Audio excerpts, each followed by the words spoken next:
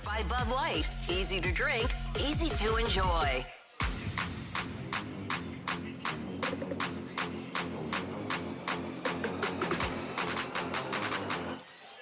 And you're up.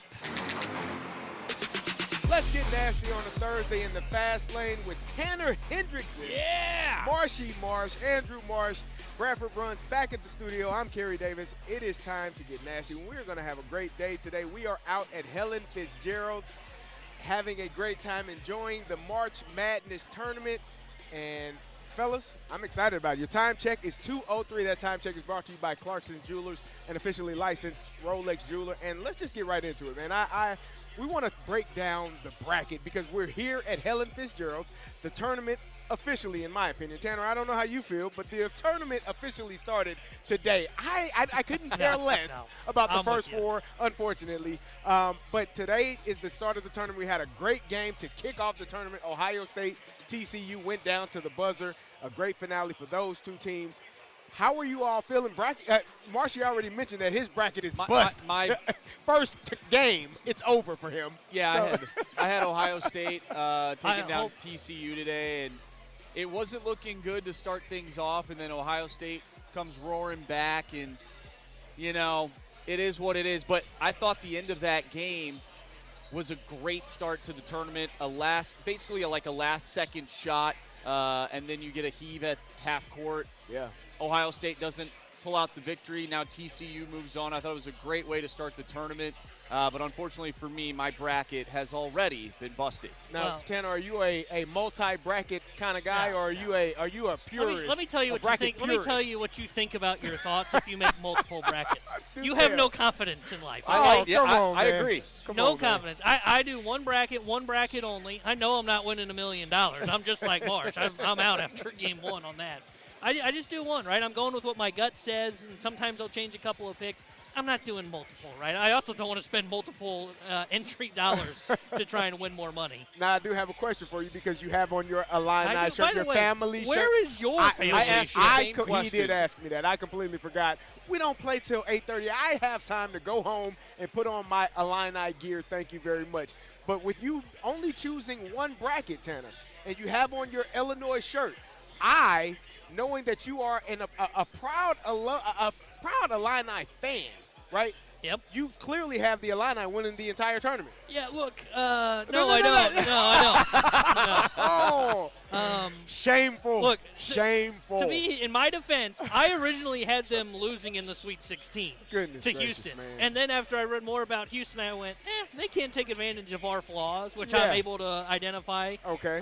I've got them getting to the Elite Eight where they'll lose to Florida. And honestly, I'm okay with that. You lose to that Florida Gators team, that team's really good. As long as you're not like BK's team like Mizzou, who would lose to a school like Drake for crying out loud. Well, speaking of Florida, didn't Florida lose to Mizzou earlier this year? They did. So there's no reason for our Illini, and I will put you on there, even though you chose to not have them in the Final Four or even winning the tournament, even though you cast them aside, there's no reason for our Illini not to make it out of the bracket and make it to the Final Four. I'm all in on that. That's one of the brackets that I chose for my Illini. One of the four. Don't judge me. This is a non-judgmental show, Tanner. We don't do any judgment here. So I have the Illini making it to the Final Four in one of my brackets. And I think I got them making it to at least the Sweet 16 in all of them. I do believe that they have a great opportunity. But let's get rolling, man. Duke, Siena is taking place right now. Duke is tied with Siena, the 1 versus 16, 10-10. Louisville finishing up that game versus South Florida. That looks wrong on that one, by the way. That looks like a bit of a bloodbath. Wisconsin beating High Point right now, 52-46. What are you guys feeling about this tournament? I haven't had a chance to really pick your brains, and you specifically, Tanner. What are your thoughts on which team is going to surprise some people, and who is your dark horse to kind of make a run here? So the dark horse for me that's going to make a run, and it's weird that I'm saying this because I did take their opponent at halftime here on the money line at plus 360, is Wisconsin. Okay. Wisconsin's a team that's got great guard play. I mean, you've seen it as an Illini fan when they beat us. I did. They are very good offensively. The problem is defense is optional for them. But they're the team for me. If they can kind of lock it down defensively, they can go on a bit of a surprise run in this tournament. We'll see if they're going to get past High Point here. I've got money on High Point, so I've got kind of a two rooting interest here. Yeah. They're really the only one for me, though, that I see as a surprise, quote-unquote, run. That's somebody that's not in as a top 4 seed. I'm afraid this is going to be a chalk tournament again. And I was talking about this earlier today on our show. I hate the fact if this NCAA tournament starts to become a theme of, hey, you can basically write in pen the 1 through 6s are going to advance every tournament. Because to me, what makes March special is all those upsets that we see in the first weekend of things. But I fear that this is going to be a chalk tournament. I mean, you look at it, it's the first time I think all 1 through 4 seeds are favored by more than 10 points going into this one. I think it was Florida today. It has the biggest advantage in terms of the spread going into a game since 1999 when Duke had a big advantage in one of their games. So I just think it's going to be a chalk tournament, but I hope I'm wrong. I'm hoping for some upsets in this one. So I do believe that there will be some upsets. One team that I think is probably overlooked, and the fact that they had to play in the first 4, in my opinion, was extremely disrespectful. I think Miami of Ohio, who were the dog last night against SMU, 7.5-point dogs, and won by 10 points. I think you ride that wave. You already are a team that only lost 1 game this year in the MAC tournament. I think that is a team that could beat Tennessee, that could use that game and that kind of the vitriol that you feel of being disrespected to go on a run and make a lengthy run, at least to the Sweet 16 here. I think that's a team that could make a run in this tournament right now. Yeah, I don't know about your thoughts, Marsh, but for me, for Miami, Ohio, the fact that they were close in so many games in the MAC, I know they went unbeaten, and I'm glad the committee put them in. I do agree. The first 4 was a bit ridiculous. But they proved they belong. I still don't trust them because if you're close in games against MAC teams, what's it going to look like against a team like Tennessee? I actually have them taking down Tennessee. I figured one of those teams from the first 4 would end up winning at least 1 round. We've seen it happen in the previous years, and we touched on it yesterday about UCLA and their run back in 2021. I don't think Miami of Ohio by any means is UCLA. I had them upsetting Tennessee. My bracket is actually filled with a few different upsets. You guys aren't going to like this. And I was doing some research. It better not be Penn. No. I was doing some research, and the way that this team and their statistics throughout the year, it lined up for me to think, okay, maybe this team could go on a run. It won't happen. They'll probably end up losing to Texas A&M, but I have the Gales of St. Mary's winning the South region. What? And taking, oh yeah, Carey, you want to see how this all lines up? I have them beating Texas A&M, upsetting Houston, taking down Illinois. I have Vanderbilt actually taking down Florida in the Sweet 16. So Vanderbilt, St. Mary's in that South region to go to the Final Four. So I have St. Mary's going to the Final Four. That is my dark horse to go to the Final Four. However, I do have Duke. I have Arkansas actually coming out of that region. I love that And pick. then I have Michigan. I have Duke and Arkansas going up against each other in the national championship with Duke winning. And I saw something, I believe it's Mount St. Mary's. Any team that beats Mount St. Mary's the previous year goes on to win the national championship the following season. That's one of the weirdest stats I've It's ever one heard. of the weirdest things outside of a first 4 game that they have played in. So obviously none of those teams are going to win the Well, now that you added that championship. caveat. But I got Duke winning because on all the different crazy stats.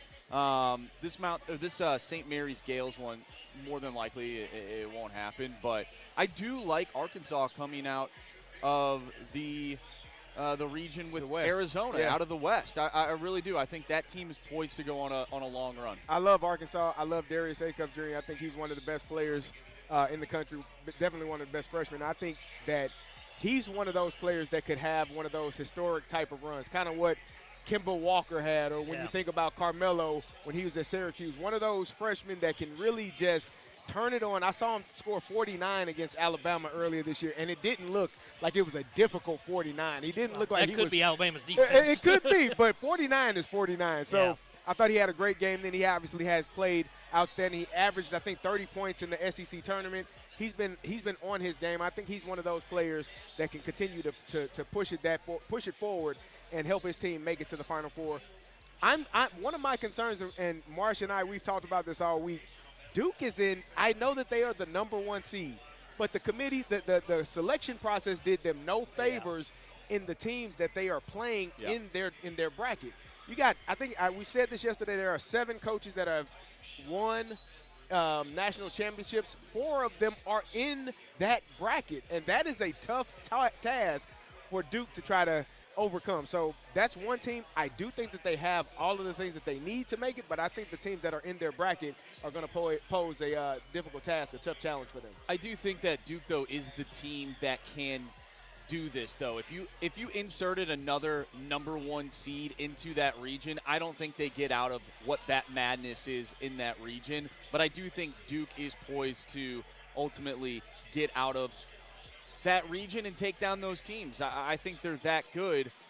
What are the bigger upsets that you have? I know you said this is going to be somewhat of a chalk tournament, and when I fill my bracket out, I hate to do chalk just because there's no, I don't know, I don't really find it fun. But for me, it's hard not to throw some upsets in there, because when you do see an upset, you're like, why didn't I think of that? Why didn't I go with that one? Well, do you have any bigger upsets? I think there's 2 teams that are capable of being upset in the region that we were just talking about with Duke. I agree. That's a loaded region. Mm-hmm. But some of those teams, like St. John's, for example, who's the 5, they're getting Northern Iowa. Right. I think they're going to win ultimately. But the reason I put them on upset watch, any team that's more like that slower tempo, defense first, no elite offense, well, if you don't have an elite offense, that's great that you're keeping the game close, but you're not pulling away. And then you start to feel that pressure as the higher seed. I feel like St. John's versus KU is going to be a good game, and I actually got St. John's potentially beating them. Interesting. I do too. Yeah. I have them moving on. See, as well. I love that KU team. They're maybe the most confusing team for me in the tournament. Because when Peterson is right and he's playing on the floor for them and everything's clicking, they look like the best team in the country. And Peterson's maybe the best scorer in the country. He probably is, but I watched that KU team lose to Cincinnati, and I believe it was at home. Yeah. The way that they lost, Peterson played the entire game.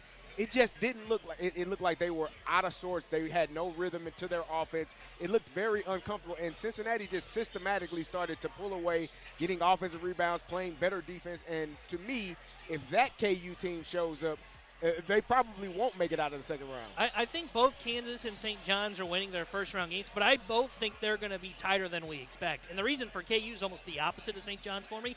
It's what you're talking about with their offense. It's really sputtered down the stretch, which makes no sense at all since Peterson's been playing down the stretch. So I find that one interesting. I actually have Hawaii taking down Arkansas today.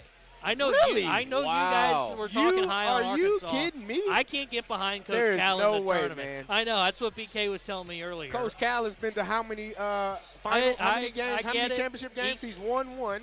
But how many has he played? Has he coached in 3? Yeah, I think that's right. But he and hasn't you don't really trust done him? much. He hasn't done. He didn't do much in the home you stretch. must with not trust Tom Kentucky. Izzo either, huh? Nah, that guy's overrated. All right, okay. Did you see? I believe it was Oakland that took down Kentucky a couple of years ago. Oakland can do it. Hawaii can do it. Oh my goodness. By the way, my Gales, that's my team, man. I'm gonna ride with them. They're first in the nation in free throw percentage, and they are 13th in rebounds this season out of all of the teams in the NCAA. So don't sleep on my Gales.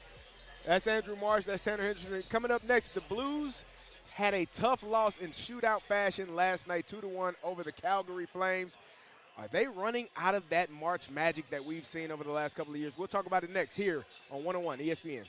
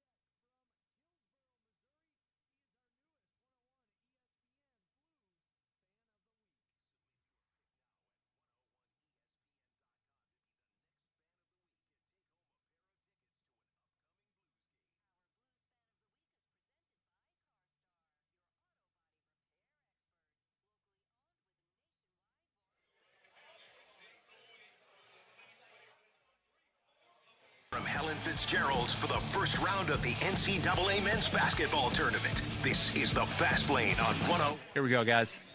Refreshed by Bud Light. Easy to drink, easy to enjoy. You're live. Welcome back to the Fast Lane with Andrew Marsh and Tanner Henderson. I am Kerry Davis. We are live at Helen Fitzgerald's for the tournament tip-off party, which is brought to you by Bud Light. Easy to drink, easy to enjoy. Come down here and check us out. Enjoy some college basketball. Enjoy a Bud Light and have a great time. And fellas, you know who didn't have a great time? The St. Louis Blues. Last night, lost in shootout fashion to the Calgary Flames. Now, the most intriguing thing about that game was you challenged 3 goals and you got all 3 of them correct. I mean, hell, if Jim Montgomery and his staff decided to not challenge, we might have lost 4 or 5-1. So that's the wonderful thing about it. The bad part about it is you did lose to a team that was beneath you in the standings and a team that obviously they are in a similar position as you are in the standings and this season. What are your thoughts about it? It depends on which way you're looking at it, right? If you're in the camp of the organic tank, you actually love that the Blues didn't pick up that extra point there. But if you are someone who wants the team to go on some magical run like we saw last year and make the playoffs, well, then you're a little ticked off that they ended up losing in a shootout and didn't really muster any offense all game long. I thought Dylan Holloway's goal, I don't even know how that one went in, to be honest with you, but it did. I just felt as if the Blues are going to make some playoff push with the remaining games left, those are the games that you have to win. And I just, about a week ago, I was feeling some type of way, Carey. We had the U Up text going and whatnot. I was excited. Hey, what's going on in your guys' group text? You got a U Up text from the Blues. Yeah, the U Up text. And I don't know, the brand of hockey they were playing, at the time, it was very entertaining. It just seems like the offensive depth that they lack right now is really showing, and I don't know how much longer they can sustain this type of play. It definitely looks different than the magic that we saw last March. What do you think, Tanner? Yeah, I see no run for them coming. I think everything that they've done, even though they've been playing better in the month of March, is nothing but a fantasy right now, right? It doesn't feel sustainable. They've only got one line that's been working post-Olympics, and that one line looks awesome. Yeah. But, you mentioned their run last year. Last year you had 2 lines that were going. You had Thomas on that line with Buchnevich, and then they added Snuggerud, and Snuggerud kind of fit like a glove for him. Yep. And then they had that second line at the time, which was Kyrou and Holloway that were really driving things for them. So I don't think they can go on any kind of a run. I was the fan that was embracing I hope we don't send this and get to overtime and get a point. Yeah. I think they've got to embrace where they're at, man. I think it is more beneficial for this organization where they're at currently to play for that top 5 pick than it is to, hope on going on any kind of a run. Yeah, I think we talked about this last week when they were down early to the Carolina Hurricanes, and they showed some fight, got back into that game, down to the Oilers as well, fought back, won that game in overtime. But I mentioned this last week, and I told Marshy this, and we talked to Anthony about it. If this team, as good as you felt about those couple of wins and kind of where they were post-Olympic break, if you go out and lose to Calgary and then you go out and lose to the Canucks, it's a wrap. Those are 2 teams that those are teams obviously beneath you, and if you are unable to win those games, yes, you got a point, which, Tanner, you probably never heard me say this. I hate that. The loser point? It's a loser point. Yeah, well, you did good enough. You still get 1 point. We're proud of you. I hate it. I think it's the worst thing in the world. But you did get a point, and you were able to, push it into overtime despite multiple goals being scored on you, right? The first one that got called, that got turned over, that was a terrible pass by Colton Pareko up the middle of the ice. It looked like a guy trying to lose. You said it. I didn't. I feel like I could. It was a terrible pass from a veteran player who has played too much hockey to make that mistake. And fortunately, it just barely got out of the zone, and they were able to overturn it with the goal once it was called. But for me, that's one of the things that I've seen from this team, even when they were. The most surprising part is they were actually fighting back into games. But the number of turnovers for me has been astounding. And it's part of the reason why I don't think that there is, like Tanner said, I don't think that there is a run in them for the rest of this year. Yeah, the goaltending has been spectacular too, keeping them in these games and whatnot.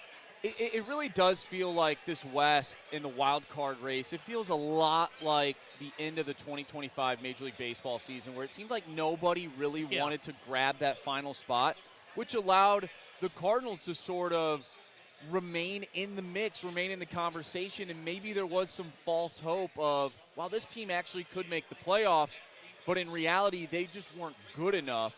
And I'm wondering if that is exactly where we are with the Blues right now, because I look at, the Seattle Kraken, 4-6 in their last 10. The Kings, 5-4-1 in their last 10. The Sharks, 5-3-2. And you just go down the list. Everybody's really not jumping off the page and really grabbing a hold of this final wild card spot, which is leaving the Blues in the mix. And I don't know if that's a good thing for this team. I think fans are split. Obviously, Tanner, you've been pretty down on the Blues for, I'd say, I'm the most a negative while. on my show. 100%. So it's a weird time for the Blues right now. And if you were in the camp of, well, I would like this team to go to the playoffs, you needed to pick up 2 points against a bad Calgary team. The team should have lost like 4-1 last night. Yeah, I think when you look at, what you bring up about the West and the Cardinals comp is actually perfect, because you look at what happened in the West in the National League last year for that wild card race. Everybody says the Reds were a playoff team. Let's be honest, what happened? The Mets put it on a platter for them, and they ended up becoming a playoff team because they fell apart down the stretch. And as you saw, the Reds were not a good baseball team. Mm-hmm. The same can be said for the Seattle Kraken. Every time I watch that team, I go, man, that team sucks. And then I look at the standings and go, what the crap? They're in the playoffs? Yeah. So it's the same scenario, but I would add this. This is why I'm more on the side of, hey, I am still very much open-minded to trading a Robert Thomas and Colton Parayko when we get to the offseason. Guys, the West is so down this year, and the Blues are still somehow the fourth worst team in this Western Conference. Yeah. That tells you something was really rotten with what your core is. And even though they are playing better, and yes, maybe you have found something for Robert Thomas on that top line with Holloway and Snuggerud, I'm not falling for it again, right? I was one that was pushing back last year until they finally got on that run and made the playoffs and said, okay, they're going to turn it around. And then they reverted back to being themselves. It's just another one of these 20-game hot streaks that they went on last year that this time I'm not willing to say, you know what, yeah, they do have a top line. No, they still should be having those hard conversations of, do we trade Thomas and enter into a rebuild? I think I agree with you. But I do think the top line has played so well.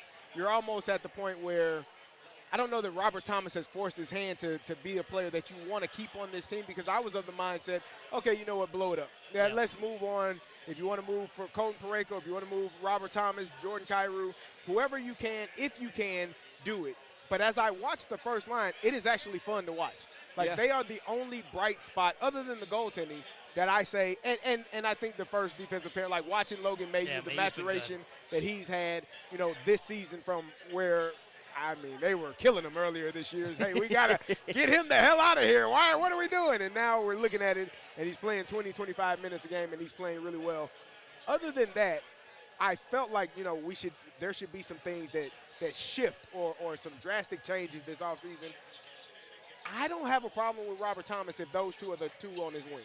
I think he's a really good player. I think he's I don't know if he's a good leader. I don't know that personally. I haven't heard either way. But I think he's a really good player. Second, third lines, you got to get some upgrades. You got to get more players that are able to put the puck in the back of the net and really force the issue at times. Yeah, and I wonder, and I mentioned this maybe it was a week or so ago, the lack of production from another one of your key cogs in the big three, Jordan Kyrou. I wonder if he now becomes a trade, a guy that we're moving on from you, man.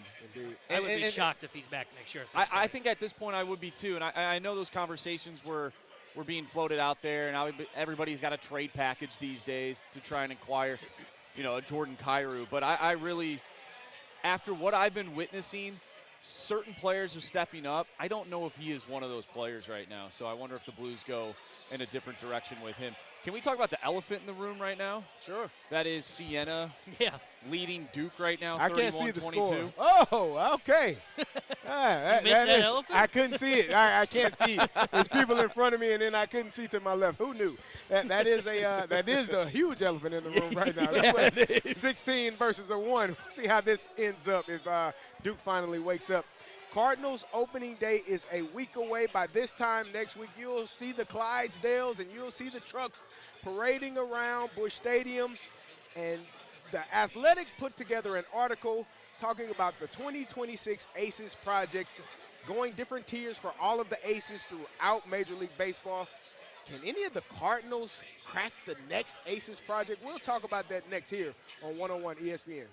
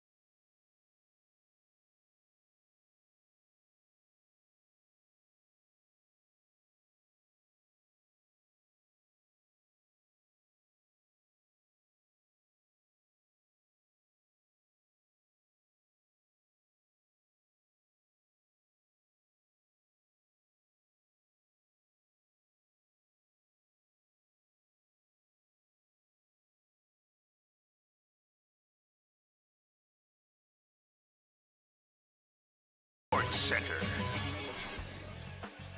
Number 1 overall seed not pulling away yet. I'm Bradford Bruns. Your Sports Center update is powered by Universal Windows Direct. First round East region action has ramped up. TCU edged Ohio State earlier. Louisville continuing to dismantle South Florida 75-66. Duke, meanwhile, trails Siena 35-23 after 15-plus minutes. Southwise, Vanderbilt McNeese just tipped off. Cowboys up 16-12 thus far. Tonight's NCAA tilts include Illinois Penn plus SLU Georgia. Mizzou battles Miami tomorrow. Spring training baseball from the Sunshine State. It's Cardinals 5, Nationals 1 through 8 frames there. Quinn Matthews tossed 4 innings, fanning 4. Blues hockey returns Saturday. Puck drop versus Vancouver unfurling at 6 p.m. This Sports Center update was presented by Universal Windows Direct. The Fast Lane is broadcasting live from Helen Fitzgerald's for our tournament tip-off party.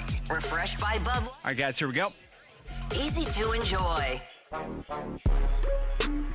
You're live. Welcome back to the Fast Lane, joined by Andrew Marsh and Tanner Hendrickson. I am Kerry Davis, and Marsh, you put together this next topic. You asked the question regarding the St. Louis Cardinals and who could potentially be their next ace that could be looked at as an ace, not just for the Cardinals, but along all teams in Major League Baseball. Yeah, so The Athletic put together an article, and the three that put this together, Andy McCullough, Will Salmon, and Sahadev Sharma, and the article is the 2026 Aces Project, and you're ranking starting pitchers. And they have a whole mathematical equation in terms of how they get all these rankings, but they have different tiers. They have 5 tiers, and it involves the top 50 pitchers in Major League Baseball. So I'll start with tier number 1, which is the inner circle, the unanimous number ones. Tier 2 are the aces, the pitchers you can trust all regular season and again in October. Tier 3 are the doorstep knockers, the pitchers who might one day call themselves aces. Tier 4 are the number 2s and number 3s, those with lower ceilings but still elevated floors. It should be noted these guys are awesome at baseball. That's literally what it says. And Tier 5 are the number 4s and number 5s. Everyone else, they're players talented enough to reach and stick in the major leagues, but still a level below elite. So when I read all those tiers, I'm thinking, oh, I feel like the Cardinals have at least somebody in one of those categories. Not an ace, right? No, the Cardinals don't have anybody represented in this article. In fact, Sonny Gray, who we know was the Cardinals ace last year, he ends up slotting in here. I believe it's in the 40s, 43, so his rating is 55. And if we look at the tiers, he is in that 43 range. So Sonny Gray, not an ace, right? So Sonny Gray is essentially tier 5, which is number 4s and number 5s. So when we go forward, we look at this season and this starting rotation, which was announced yesterday, Matthew Liberatore will make the start on opening day. Do you see anybody in this rotation that could potentially be in this article when it comes out next season? I think there's one guy, but he will be just like Sonny Gray and on a different team when the article comes out I next had season. a feeling you'd say that. And that's Dustin May. You know, I think Dustin May, the fact that he's getting back closer to the weight that he was when he was with the LA Dodgers, now that he's had that year to recover. I mean, last year he wasn't very good. There's no secret about it, right? But he was just coming back from that esophagus tear, had been dealing with some arm stuff, come back, doesn't have the same stuff. He adds, I think it's 20 pounds in the offseason, and he looks good in spring training, and he's added a breaking ball to help him out against lefties. I like the 6-pitch mix that he has. And, guys, when he was with the Dodgers prior till 2024, which was the first year he didn't play due to injuries, he only made 34 starts and covered 191 and 2/3 innings pitched in like a 4-year span. He had a 3.1 ERA. Yeah. That's not a mistake. Right. You know, you don't go to a 3.1 ERA over that amount of time and strike out 8.2 batters per 9 innings by accident. So now that he's healthy, he's added that weight back on that he wasn't able to get to last year. I think he's the only guy that you could potentially see on this list. Libby's interesting. I'm not convinced he's going to maintain the velo by the time we get to July. And then there's nobody else that I think that's close yet. Like Liam Doyle needs a couple years to establish himself before he'll get credit. on this list. He's the only prospect that I think that's going to be close to be on here. But I think there is a guy that can be on there. The thing is, though, is Dustin May going to be here post-trade deadline? My guess would be no, but he'd be my pick. I agree with that, and I was going to go further. The only person that I think fits that profile in the organization other than Dustin May would be Liam Doyle, and that was the name that I was going to say. Dustin May is extremely interesting. He's one of the players, and Marcia will tell you, before the Cardinals signed him last season, looking at potential free agent pitchers, he was a name that I said, a guy that has already dealt with the arm injuries, the shoulder, the elbow, had a weird, injury last year with the esophageal tear, but able to start, like you said, putting weight back on, and that's a huge thing. I don't know if people, as an athlete, what your weight is and where you normally play at is a level of comfort. It's a level of strength that you have or may not have if you're underweight, and just the ability to play the game that you know how to play to the best of your ability. So if he's able to be at his normal weight, if we believe, and hopefully we are, if we believe that he is past the injury history, as it's a lengthy injury history other than last year, which was, like I said, was a freak injury. If we're past those injuries, I think you're going to see the best version of Dustin May that even the Dodgers didn't see. So that's something to look forward to. But again, will he be on the 2026 Aces project? Probably. Will he be there for the Cardinals? That is left to be seen. So I think this just goes to show where the Cardinals are at in their life cycle in terms of the rotation. Because, at least for me, I'm intrigued. I'm somewhat excited about what this rotation can be based on what we've seen in the previous years. I think it's going to be way better than what we've seen.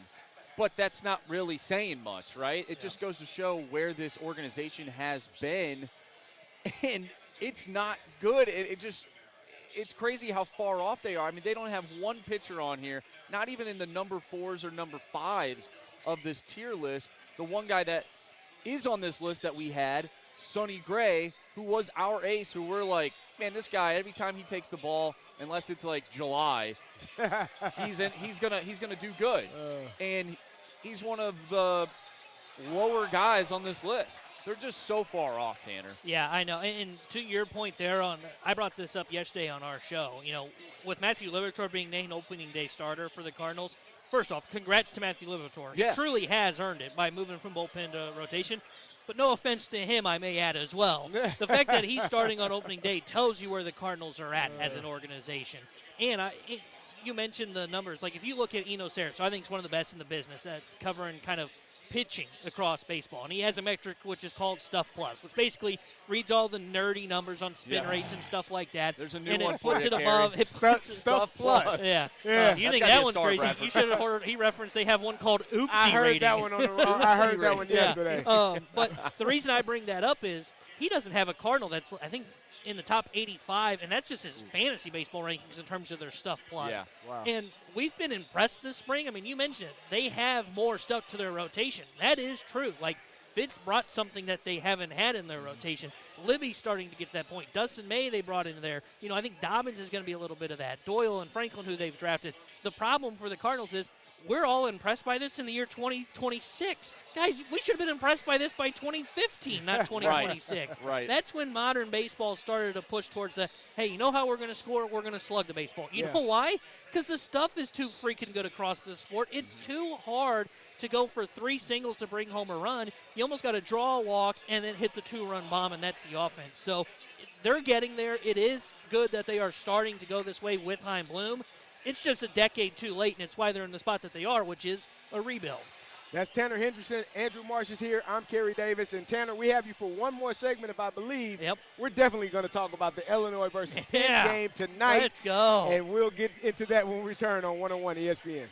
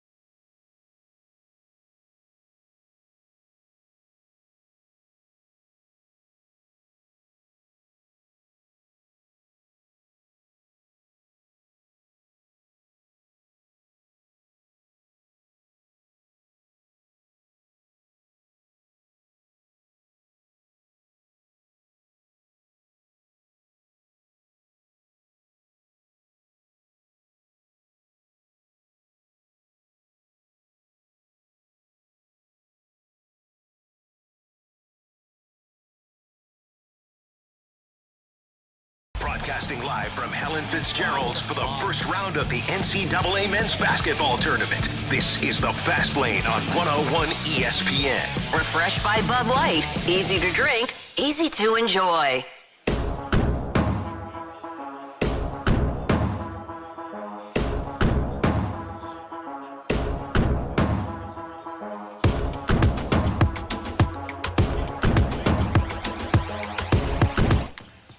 And you guys are live. Welcome back to the Fast Lane. I'm Kerry Davis, joined by Andrew Marsh and Tanner Henderson. And we are live at Helen Fitzgerald's for the tournament tip-off party, which is brought to you by Bud Light. Easy to drink, easy to enjoy. And we are watching March Madness unfold right now. Couple of games, coming down to the wire. Some underdogs about to pull out some upsets, and we're having a great time. But right now, we're going to talk with our guy, T-Bone, about what the Illini are going to do tonight and what some of the expectations are. You got some questions for us, huh, Marshall? I do. I know you two are rooting for the orange and blue tonight, Yes, so indeed. let's look Hard at. to know with Kerry's shirt today. That's true. Well, That is it's true. easy to know by my bracket picks. Well, not, that's true. Not yours. You know what I mean? Wow, yeah, Tanner doesn't have to win the That's match. fair. I deserve that.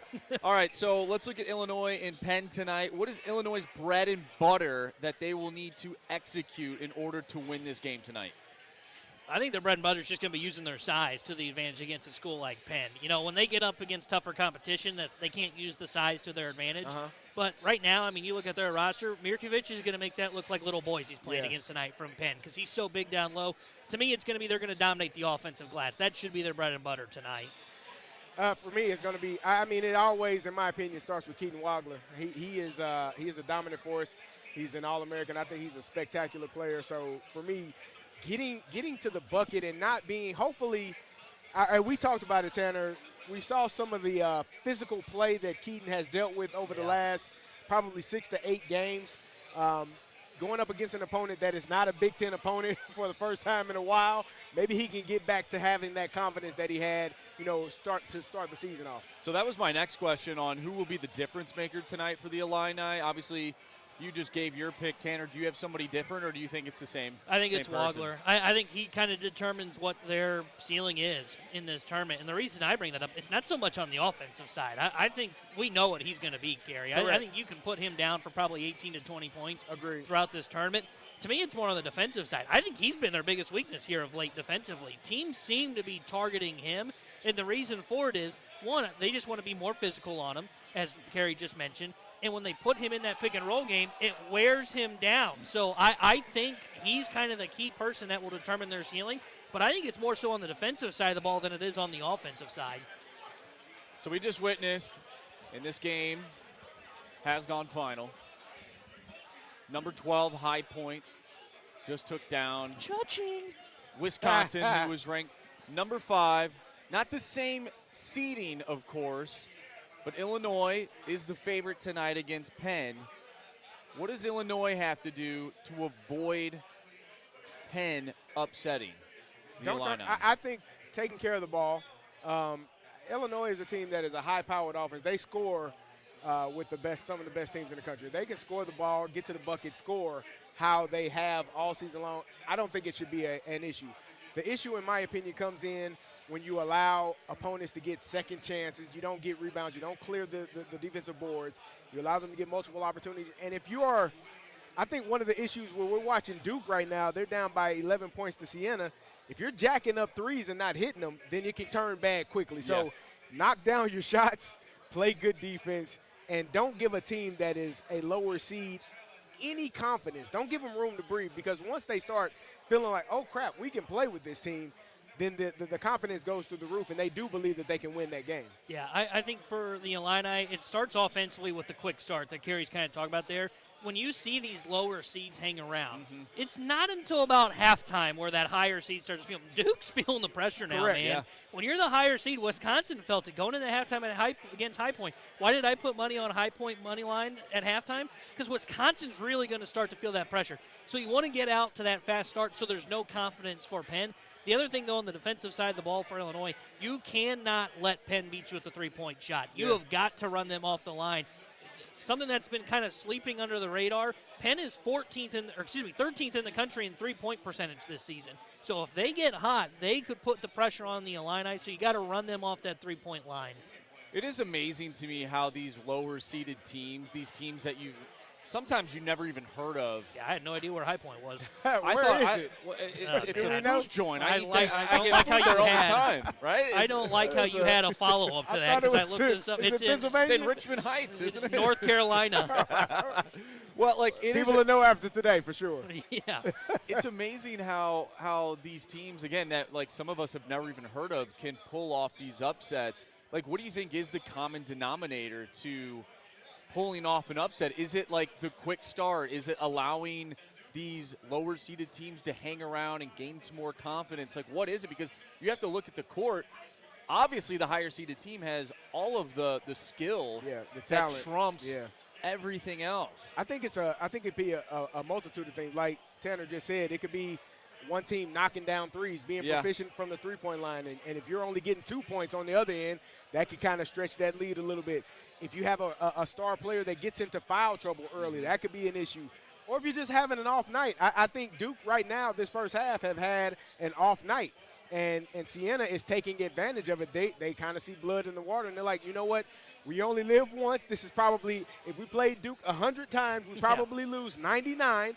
But tonight could be the one time, and now I think that they're starting to feel that. And like T-Bone said, when you're the higher seed and you're losing like this, the pressure does. I think it was a play down there in the post where I couldn't remember who it was for Duke, but he just kept fouling. Like that's a lot of pressure on those players right now. And you got to remember, a lot of those guys are 18 to 22-year-olds, and they've never experienced something like this. So it could be troubling for a team if they get down early. I think the biggest common denominators we see in these upsets is the three-point shot is one that's for real. And Carey mentioned it there. The math just doesn't math up. Okay, sure, you're hitting your 2-point shots, but if they're hitting their 3 pointers, they're getting an extra point every time over you on each possession. Yep. So that's one for me. The other one for me is you see this a lot with these teams, and I think this is happening with Duke. I think Duke just came into this one and said, we don't even really have to worry about it, right? We're going to win. And when you start to allow the higher seed to stay around in it, one, they start to build some confidence. Two, they're playing with house money because the pressure's not on them. Yeah. And then three, maybe not for Duke, but we see this with some of the higher seeds. I bet this happened in the Wisconsin game. We couldn't hear it, of course, but I bet it did. Guess who starts to turn a little bit on the team, the higher seed in those games? The crowd. The crowd gets more excited going, wow, am I really going to see a High Point pull off an upset? Right now, some of them are probably going, I'm not a Duke fan, but I bought the session pass, so I'm here for the 4 games today. And they're going, I've never heard of this Siena College, but I kind of want to see them win. Oh, and by the way, I just put $10 on them to win on the money line, which is plus odds. So I think that's the biggest thing is the pressure really gets to those higher seeds, especially if they're in it or down to start the second half. And I wonder how much, in terms of a younger team versus a more veteran team, if you have seniors and juniors, upperclassmen that are on a lower-seeded team that have been playing for a while, maybe they're playing a more complete game, whereas if you have a younger team, maybe this moment is too big for them. Who knows, right? I'm not even going to ask who you guys think win tonight because I know it's the Illini. INI. There you go. What is your score prediction? Do you think the Illini cover tonight? It's a 25-point spread. I hate point spreads because I think it can be very stressful. But Illinois probably scores 87 I get them 87 points. 87 to 68. I think that's probably about right. I think I was thinking like 85 to like 60. I think it's going to be right around that cover line. I don't know if they will cover, but it'll probably be right around there. I think it's 85-60. Well, I'm excited for you guys. I am too. I'm looking forward to it and see how far our Illini, even though T-Bone didn't pick them to win the championship, how far we can go in the tournament this year.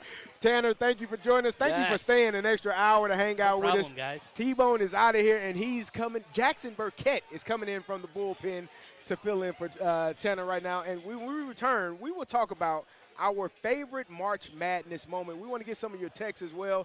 Text in your favorite March Madness moment, and we'll talk about that next here on 101 ESPN.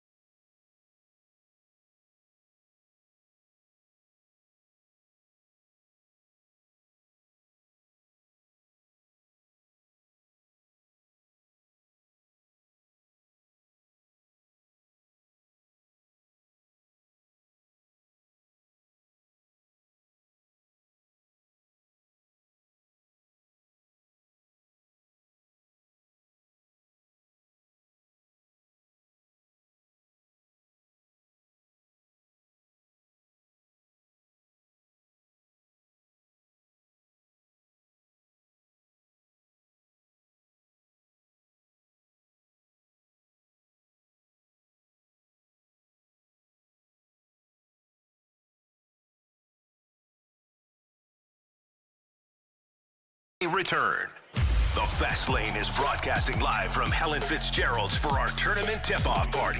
Refreshed by Bud Light. Easy to drink, easy to enjoy. And you're live. Welcome back to the Fast Lane. I'm Kerry Davis, joined by Andrew Marsh, and Jackson Burkett is coming in. He's filling in for Tanner. Jackson, how you doing, brother? Doing great. What an atmosphere here. It is awesome here. We are at Helen Fitzgerald's. Come on down, have a great time. It is brought to you by Bud Light. The tournament tip-off is here, and you can enjoy a Bud Light, drink a Bud Light. It's easy to drink and easy to enjoy. Come on down, have a great time with us, and talk some basketball, watch some basketball. And before we went to break, I asked you all, and I want to get your text. Text into the Air Comfort Service text line 314-399-9646. Tell us your favorite March Madness moment. Jackson, I know you are a basketball aficionado. What is your favorite March Madness moment? So a very special moment to me was you have to go back to 2013 when the Florida Gulf Coast Eagles made their little run in Dunk City. I would later go there just 3 years later. I went my freshman year of college. I went to school there my freshman year. And so that moment was really, really cool. Like you visited there, or you actually I attended school there for 1 year. I did not know that. Yeah. Little piece of Jackson lore right there. Wow. Yeah. Okay. I went to Florida Gulf Coast for a year and had a great time. Loved it there. But that moment, I was at the time on spring break in Naples, which is just south of Fort Myers, where FGCU is. And so that moment to me was really, really fun. And then just a few years ago, we were such in a live sports desert after the pandemic that the 2021 March Madness tournament, which didn't have fans, which is obviously such a big part of it. Mm-hmm. But if you remember in 2021, a Final Four game between UCLA and Gonzaga, the 11 seed UCLA Bruins with Jaime Jaquez and Tiger Campbell played Jalen Suggs and Gonzaga, and Jalen Suggs hit a half-court bank shot buzzer beater to win. I do remember and that. It was one of the most electric basketball games ever. There was no fans, there was no noise, but it was incredible. It was incredible. Marshall, what about you? So I have a few. I think Steph Curry's run with Davidson was awesome. Just the way that he shot the ball and some of the teams that they took down in that tournament, a chance to go to the Final Four. I think as of recent, I love a good Cinderella team. And St. Peter's, what they did in 2022 was awesome. Obviously, they ended up losing in the Elite Eight to North Carolina. That was Shaheen Holloway was the coach that year, right? Yep. Now it's Seton Hall. I think that run for me was really exciting because it wasn't that far off, but it just sort of reminded me, like, okay, this is something that can happen. You also have Loyola. I mean, they actually went to the Final Four. Same with George Mason in you just keep back naming guys with famous mustaches. St. Peter's had the guy with the mustache. Loyola had the guy with the mustache. You're rocking up the mustache today. I think for me, like, the Cinderella teams, when they actually can be a legit Cinderella and have a shot at the Final Four, I think that's so exciting. It just gives that fan base, and it just gives hope to all these smaller schools that there is a chance for you to ultimately compete for a national championship and not just be one of those teams that is in the way of the Blue Bloods. Mine is a homer moment. Obviously, it's 2005. The University of Illinois making it to the Final Four in St. Louis nonetheless. Yeah, right. I was actually in attendance. I was there for both games and watched, and unfortunately losing to North Carolina in the championship game. That was a really good North Carolina team. Sean May, Rashad McCants, Raymond Felton. But for me, those were my guys. D. Brown, Darren Williams, Luther, like those guys, Luther Head, those were really good young men, really good players. We're around the same age, so I was on campus when they were there. They're a couple of years younger than me. I had already graduated. But for it to be in St. Louis and really to special. witness that run, there's nothing like it for me in my lifetime in terms of Illinois basketball. It's one of the best moments for me. I think you might have something this year, CD. I think people are sleeping on the Illini. Hey, people Jackson. are sleeping. I have said it time and time again. This to me, and I've said that this team reminds me Well, it doesn't remind me of that team, but it gives me the most talented team that I've seen collectively. Yeah. They have everything you want. They have the scorer. They have the secondary scorer. They got the point guard. They got the bigs inside. They got a knockdown shooter in Jake Davis. Like, they have all of those elements, but do they have the grit that is going to be required to make a push and a run through the tournament? Because at some point, you got to play sound defense. You got to get gritty. You got to get rebounds. You got to go after boards and make sure that opponents don't get those second and third possessions. So do they have that?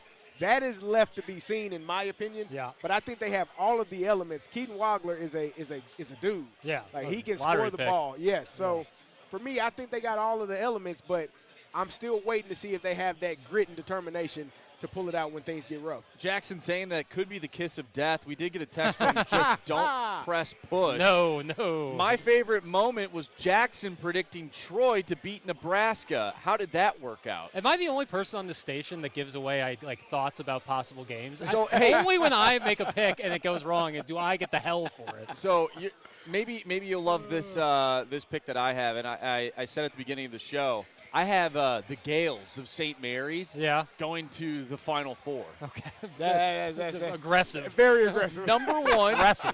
Number one in free throw percentage. Yeah, that's a big factor. They are 13th in rebounds. Yeah. And 7th in defense. Okay. That's a good recipe as a 7 seed. That's certainly a great recipe.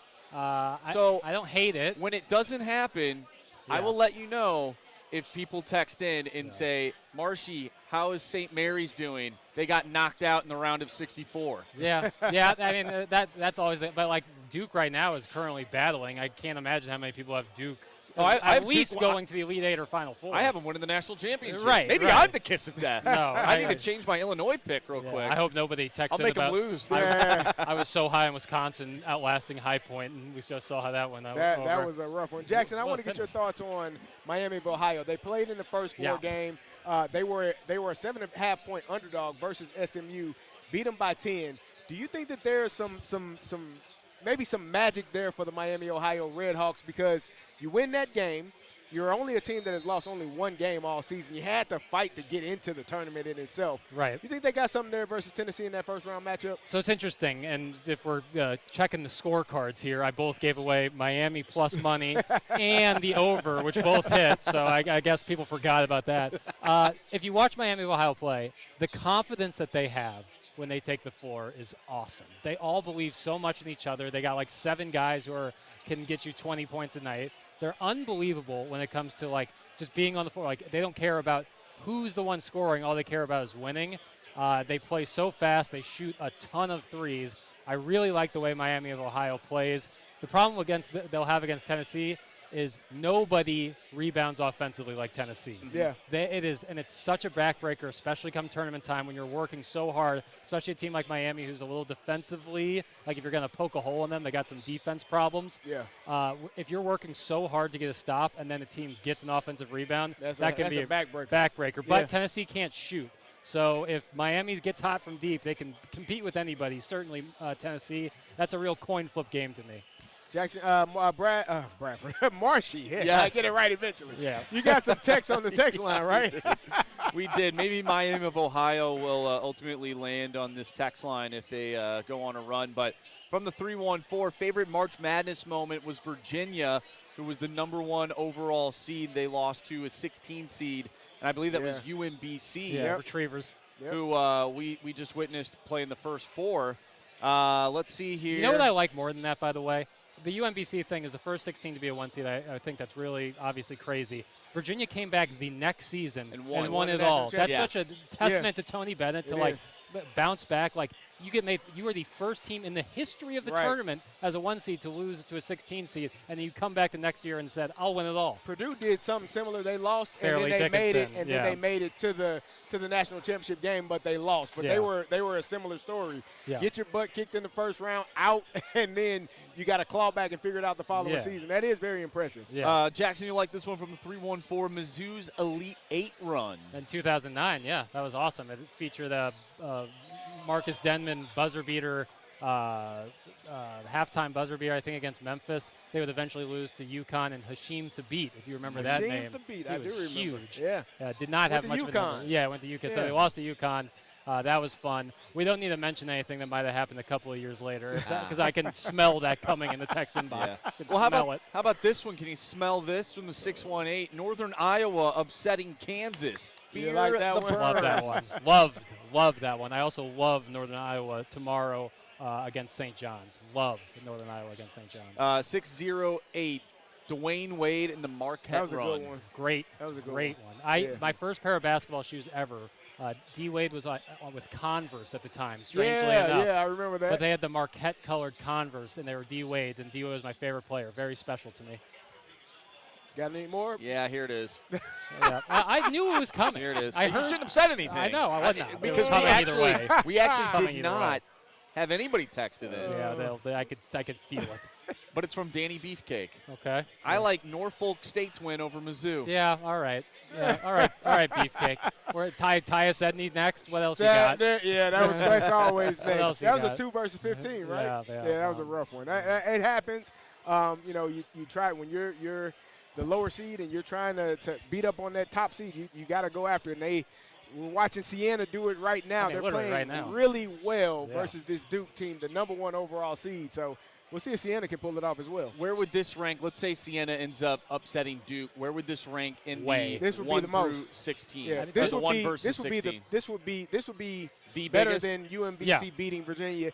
Duke is they're the powerhouse. the blue blood of Yes. blue bloods. Yeah. Like it doesn't get much. I mean, Kentucky and you got a few other ones, but Duke is it. Yeah, North Carolina, People still give Duke guff after losing to Lehigh. Yeah. When they were a 2 seed and Lehigh was a 15 seed with C.J. McCollum on Lehigh.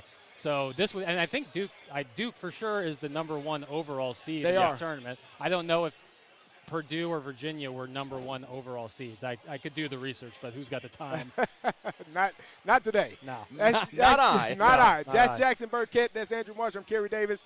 The numbers are in from the World Baseball Classic, and it has been turning some heads. And Major League Baseball has some thoughts about what they want to do going forward. We'll discuss it next here on 101 ESPN.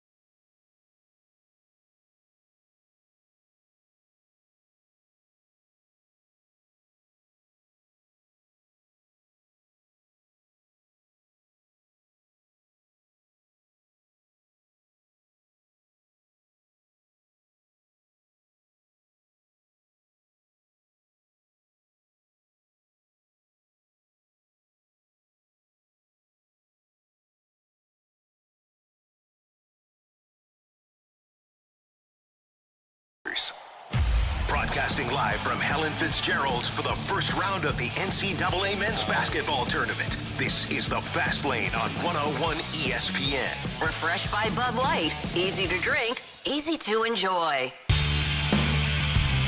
Andrew live. Welcome back to the Fast Lane. And fellas, the numbers are in for the World Baseball Classic. They set attendance and broadcast viewer records. And Major League Baseball, coming off the highs of that, had some thoughts about what they should do going forward. Marshy, what did you come up with, or what did you see on ESPN.com that had you think about this topic? Yeah, so, it says that the World Baseball Classic, it'll return in 2029 or 2030, and at some point in the future, they could move it to mid-season when clubs would be less likely to restrict players, which I think would be great. I think we would all love to see more players participate in this tournament, the ones that we feel should represent the team, and maybe because they have a pitch limit or their club won't let them pitch in a certain game, like they won't be able to play. I think that's a bunch of nonsense. I would love to see the best on best play, and obviously the WBC did really well. They're having these conversations. My question is, are they sort of getting ahead of themselves, thinking, well, baseball's in such a great spot right now. Let's go ahead and start moving some stuff around, and we're so excited about this. Brother, are we not going to have a lockout next year? Like, what are we doing here? It sure seems like it. So the owners are all, the execs, we want this to happen. We want this. How about you focus on next season? Yeah. Am I wrong to ask why going on the midseason would encourage players to play more? And that was my first thought. What's the difference? Are they going to take a break like the NHL does for the Olympics? I would assume they're going to be playing baseball in December now. Maybe. I don't get how that could possibly work. They already play every damn day. Are they going to shrink the season? Yeah. We're talking. How do you fit that into a schedule if, like you just said, the baseball season is already in October or approaching November? If you have a 2 to 3 week layoff for a World Baseball Classic style tournament, how are you going to finish that entire season with it not being 30 degrees outside? I would only be on board with it if they use minor league or even college players in Major League Baseball during that time, like the replacement reps in the NFL. You get the ushers in there and they have to play. It's all right, protect this 10-game lead we have in the Central. Man, might have to get a job down at Busch Stadium just in case, right? Yeah, the teams that you could make up huge headway if you were down in the standings and all the best players left, you could make a huge comeback. I have so many questions with this. I would think that there would be more of a leeway to let players play at the beginning of the season when they're getting their work in, as opposed to when you are halfway through and certain teams are gearing up for the postseason. Why on earth would they want those pitchers or players to be playing in this tournament? Right. It makes no sense to me. No, it's such a hard thing with baseball because, hockey, basketball, all these indoor sports, you can play them kind of whenever.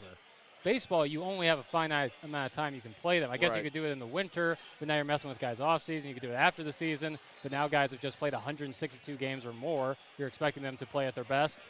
I think they kind of have it right now. I don't know. I think before the season, best they can do. I think either way it goes, you're going to have people that are opting out of it because just like you did, this season where it's spring training, but you got players, Tarek Scuba says, I'm trying to get focused on our season, and I got a lot of money on the line. I potentially don't want to ruin anything in the World Baseball Classic. So I don't know where it fits in for Major League Baseball and their players to decide, hey, this is the best time. Like you said, Jackson, the season is already long as hell. So where exactly is the best spot for it, where teams feel comfortable letting their players go, where players feel comfortable going to play? I think where you have it right now is probably where it should stay, and you're going to have to take the players as they come because everybody's not willing to play in this tournament. Yeah, I think that we can all complain about certain players not showing up and whatnot, but ultimately this is the best time to put this tournament together. And the 636 brings this up. I like where it is right now. Having it before the season gets us ready and excited for baseball. Agreed. I think so too. nothing to take away from spring training, but none of those games are competitive. I'll happily take away from spring training.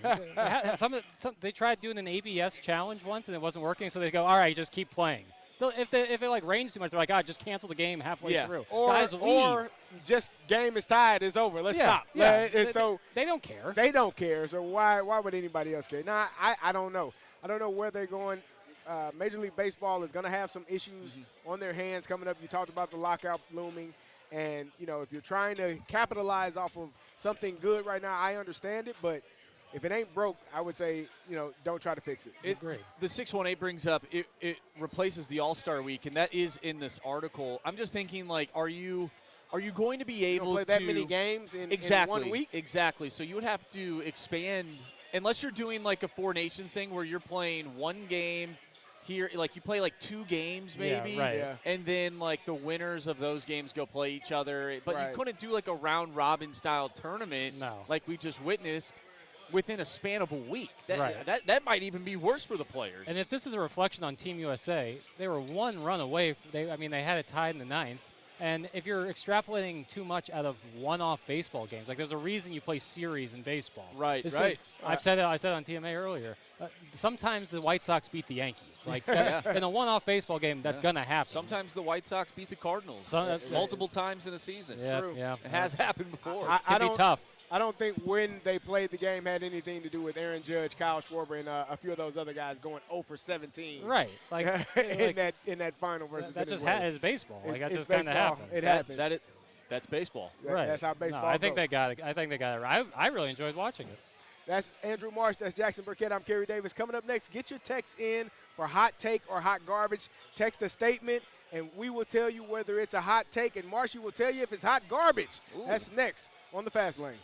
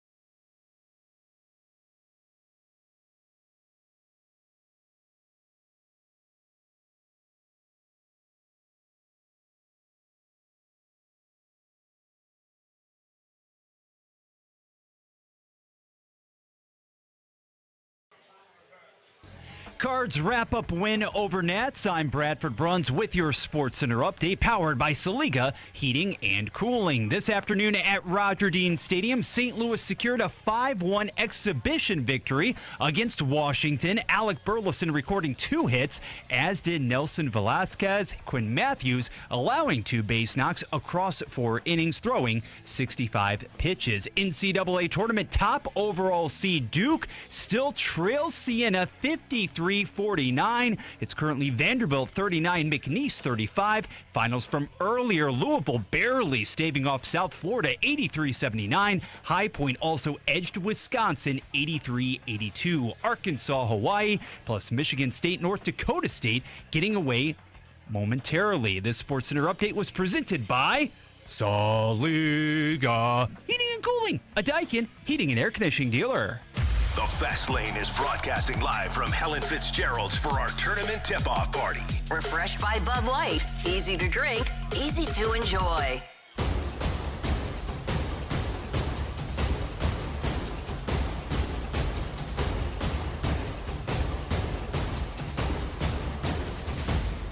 Boom! Hot take! You're up. Welcome back to the Fast Lane. I'm Kerry Davis, joined by Andrew Marsh and Jackson Burkett, and it is time for Hot Take or Hot Garbage. Marshy, go. All right, from the 636, hot take or hot garbage. The three-point line in basketball is the best addition to any sport in sports history. Approved. Yeah, I don't know that there. You said I don't think. What else would even be comparable? I truly don't, because it totally revolutionized the game. It changed it completely. Yeah, that's why, like, when there's a 14-point lead with 3 minutes left, you can't turn the game off. Correct. Because who knows what could happen. Yeah. I mean, it's opened up a whole new world for players. I don't think basketball is near as popular as it is now without the three-point line. Yeah, I would have a hard time thinking of any sport that added something to their game that changed it or made it shift as drastically. I mean, baseball tried to make the bases bigger, tried to eliminate the shift. Yeah.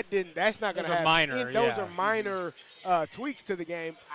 Football, I mean, maybe getting rid of the sticky stuff that all the guys used to have on their hands. You know what I like in football? But that's more of a subtraction, though. Yeah. I think that they could do something that wouldn't be on the same scale as three-point line, but if they change the pass interference rules in the NFL to the college rules where it's 15 yards and automatic first down, I'd be so into that. The spot foul thing is brutal. You know what you would get, though? You would have people being more handsy. Yeah. Because it's not as big of a penalty. Yeah. I would just you might tackle a guy and know that instead of him being down on the 1 yard line, it's only a 15-yard penalty instead of a 45-yard penalty. So see, I'm in the camp of I think college should go to the pros in terms of pass interference. Okay, well this is I really do hot like garbage. the spot foul.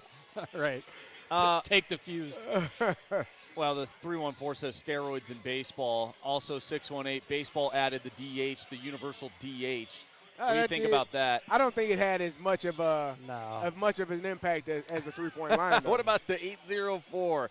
The forward pass in football? Yes. Yeah, that was not bad. Sliced bread. All right, from the 618, hot take or hot garbage. Putting a lot of thought and time into an NCAA bracket is actually a waste of time. That's hot garbage, man. Why do we have the fun police? I know. Why are some people so angry about what other people do with their own time? Couldn't agree more. If you don't like it, man, don't do it. Yeah. Or woman, I don't want to judge. I don't know. I don't know. Yeah. But if you don't like it, you don't have to do it. But why poo-poo on other people for something that brings them joy? Yeah, you, man. sir or ma'am, might be a hater. Absolutely. Take your time with it. It ultimately might not matter, but I love filling out a bracket. It's every year. It brings a good joy. Now I asked Tanner this earlier. Are you a bracket purist? Do you only fill out one bracket? You guys are sickos, man. One bracket, one fantasy team. Okay. Now, with that being said, you are a Mizzou alum, am I correct? That's correct. Did you have Mizzou winning your bracket? I have them winning 2 games. I have them. So you don't love Mizzou as much as you say? Well, that's the thing is, like, this bracket isn't for money. It's just, like, for me. So, in theory, I should have them going really far. But for whatever reason, I don't. I think I have them lose to BYU. Like, in the you would like if you were wrong in that case. Love. Love if I was wrong. Love. Going back to the first hot take or hot garbage statement that we had from the Air Comfort Service text line. Doug's Plump Twinkie texted in, the shot clock is more important. Yeah, I don't think it's more important, but it's a good call. You know what? Now, hold on, because that is actually a great answer.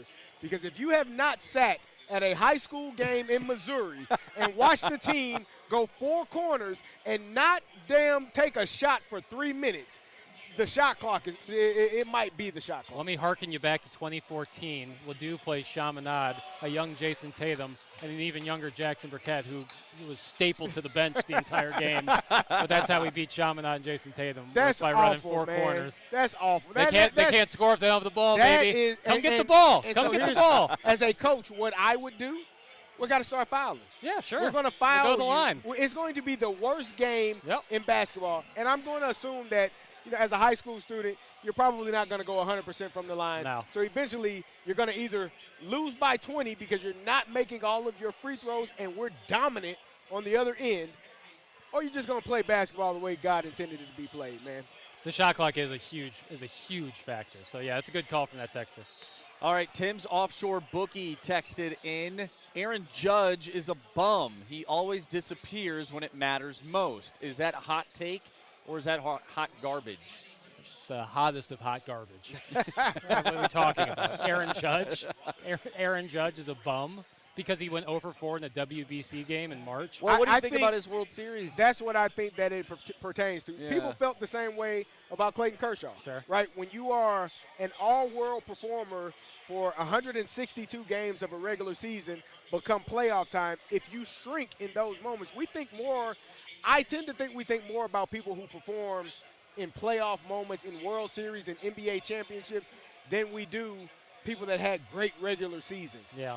So maybe I'm sure that's what they're referring to, saying that he's a bum, because I disagree. I think it's hot garbage. But I think that they're referring to that because we fancy the people that come up biggest when it's most clutch in sports. Yeah. No, I hear where they're coming from. I think baseball's tough because one person has, obviously you can hit a grand slam or a 3-run homer. Home runs matter. But, I think one person has the least impact compared to, the quarterback in football or point guard in basketball. Those guys have huge impacts on the game. Sheepy Reporter texted in, is it hot garbage when you had High Point as your upset team in your parlay, but boosted the odds by taking them to win by 1.5 points? Oh, that's brutal. That's brutal. Oh, no. Why'd you get greedy? Money line was paying great. Why'd you get greedy on them? You said it because it was trying to get paid more. Yep. Live by the half point, die by the half point. That's an awful thing. That's a bad beat right there. Yeah, big time. Thanks, Dad texted in, going back to the one bracket rule that Jackson, T-Bone, and myself have. What if you have more than one group of friends doing brackets? Do you copy and paste your bracket? You use the same bracket. You can be in many different competitions, but you gotta use the same one. Do you all sleep better at night when you fill out your one bracket? Yeah. Is it a better sleep for you all? I get more. Because I sleep fine. I get more oxygen in my lungs with my nose up in the air like this. No way possible when Marshy's bracket is already busted after the first damn game of the tournament. Right, but it's like betting every horse in the race. You're going to win. I don't know. You don't have to bet every horse. That's impossible. I can't root for multiple ridiculous. teams. I either root for one. If I have Duke winning the national championship. If I'm being honest, I don't care about my bracket. My bracket is not going to win me $1 million. It's not going to change. Like that, it will not. It's not going to change my life. If Duke lost to Siena today, that would be incredible. I'd rather have that happen than my bracket win. Somebody's life might be altered because of that. Yeah, someone's for financial. Sure. Someone out there right now is sweating bullets. Yeah, I'm sure. And I wanted to go back to this because you also said you only do one fantasy league as well. I try. Oh, I try. My goodness. I try. It's way harder. I thought I knew you, and I knew nothing about you, Jackson. I try. Well, because that's less so of a pride thing and more so of a rooting interest thing. Because if I have multiple different fantasy teams, I might have this guy in one league, but he got him going up against someone else in another league. Yeah. You throw in gambling on top of that. Every Sunday I lose. You got to deal with it. One day, every Sunday, somehow I lose. So I want to win. I just want to win. I just want to feel something. Oh, my gosh. That is absolutely ridiculous. I am ashamed by both of you all today, and it is very disappointing. I have multiple fantasy football teams. You come back but on. I am in the same. I'm in the same camp of by the midway point, one of the leagues is the main league. Yeah. You it just can depends reprioritize. on, you reprioritize throughout the season. We are here at Helen Fitzgerald's. The Fast Lane will be here till 6 o'clock, enjoying the tournament tip-off party, which is brought to you by Bud Light. Easy to drink, easy to enjoy. When we come back, we will talk a little bit more about the tournament. We'll get Jackson Burkett's thoughts and feelings about SLU taking on Georgia tonight, where he stands on the Billikens, how far can they go in this tournament. We'll talk about it next when we return on 101 ESPN.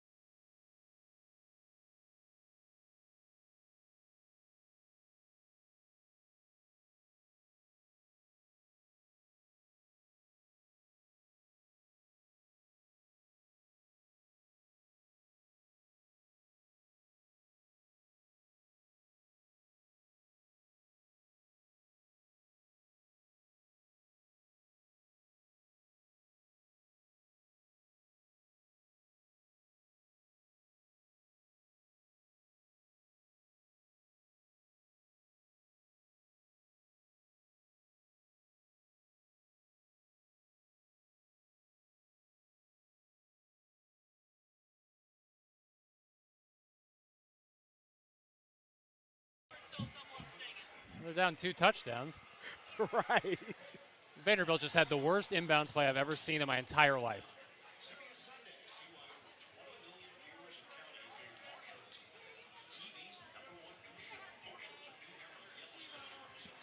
Welcome back to the Fast Lane. I'm Kerry Davis, joined by Andrew Marsh and Jackson Burkett, and we are live at Helen Fitzgerald's for the tournament tip-off party, which is brought to you by Bud Light. Easy to drink, easy to enjoy. And we are enjoying some basketball, fellas. Siena is tied. Yep. They were up by 11, I believe, at one point. Now they're tied with Duke. Duke has clawed their way back into this game. We're watching a lot of basketball. Tonight, the SLU Billikens take on Georgia in their first-round matchup. SLU is a team that I think if you would have talked about this team maybe a month and a half ago, you would have thought, no question, this is a team that's going to win. They were playing at an elite level. Then they ran into a bit of a problem, I think, at Rhode Island and then at Dayton, and had some games where it became a little bit tough or difficult for them. So here we are, taking on Georgia in the first round. Jackson, I want to get your thoughts on what you think is going to happen this evening for the SLU Billikens. Well, if SLU's going to want to win, they can't do this thing where they start slow. This last month and a half has been defined by their slow starts, and that just can't happen against a team like Georgia. This is really fire versus fire when it comes to SLU Georgia, because Georgia plays a very similar style to SLU. They like to run and gun. They want to kill you in transition. They want to score as many points as humanly possible. They like to shoot the three, not maybe as much as SLU does, but they love shooting the three ball. And, so I think if SLU's going to want to win, they have to avoid the slow start. That can't happen anymore. Also, you can't go on any prolonged scoring droughts. 3-4 minute scoring droughts could be a real Achilles heel for SLU against Georgia, because Georgia will not have those scoring slumps. Even at their worst, they'll still put up points. Their defense is questionable at Georgia, so SLU needs to take advantage of that early, run through Robbie Avila, and I think they can be successful. But this is going to be a real test for SLU and Josh Schertz, because this is they've played. Santa Clara is a great team. Stanford's a great team. They played both those teams.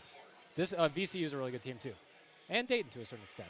But Georgia, this is the best team they'll play all year. So this, to me, is like the real testament. And for an awesome season like they've had so far, I don't think they're going to want something where they leave a bad taste in their mouth and be out round one. Do you think that they can ultimately get back to that style of game that they were playing at the beginning, at midway through the season? Do you think they can just flip the switch just like that? Or do you think the trend that we have been seeing over the last month will ultimately show itself in this game? To me, it's the first 3 minutes. They have to come out firing in that first 3 minutes. Even if they're not making shots, they're getting good looks and they're defending well, I think that they're going to have a really good chance. It's the problem of them going down 15-4, 25 to 11. Like, that stuff can't happen anymore, because when you're having to play comeback against a team like Georgia, who's going to run in transition, you're going to be going up. Trading twos, trading threes is not where you want to be with Georgia. You want to be the aggressor against them. Well, even against, I believe it was Dayton, the game that they lost in the A-10 tournament, they were leading at halftime and then allowed Dayton to get back in that game. So that's something that we've seen, where SLU is slow out of the gate and they have to find themselves back in the game in the second half, where the last game they played, okay, that's exactly what they wanted. They wanted to take the lead, head into halftime with a lead, and then continue that surgence into the second half and finish that game off. But they allowed Dayton to get back in that game. And this is the tournament, man. We just saw Ohio State down multiple points going into the second half. TCU let them back into that game. That game should not have been as close as it was. No, and that's basketball. It's a game of runs. You can go up 15 and the other team can cut that real quick. But SLU has been playing from behind so much this season. And I think taking it to the hole early, they got good rim protection on Georgia. But if you can show that doesn't bother you, I think the three-pointer is going to open up, and we know that's where SLU likes to live, from deep. So be the aggressor. For me, if SLU is able to, I look at them as a team. You score 85, 90 points. That's who you are.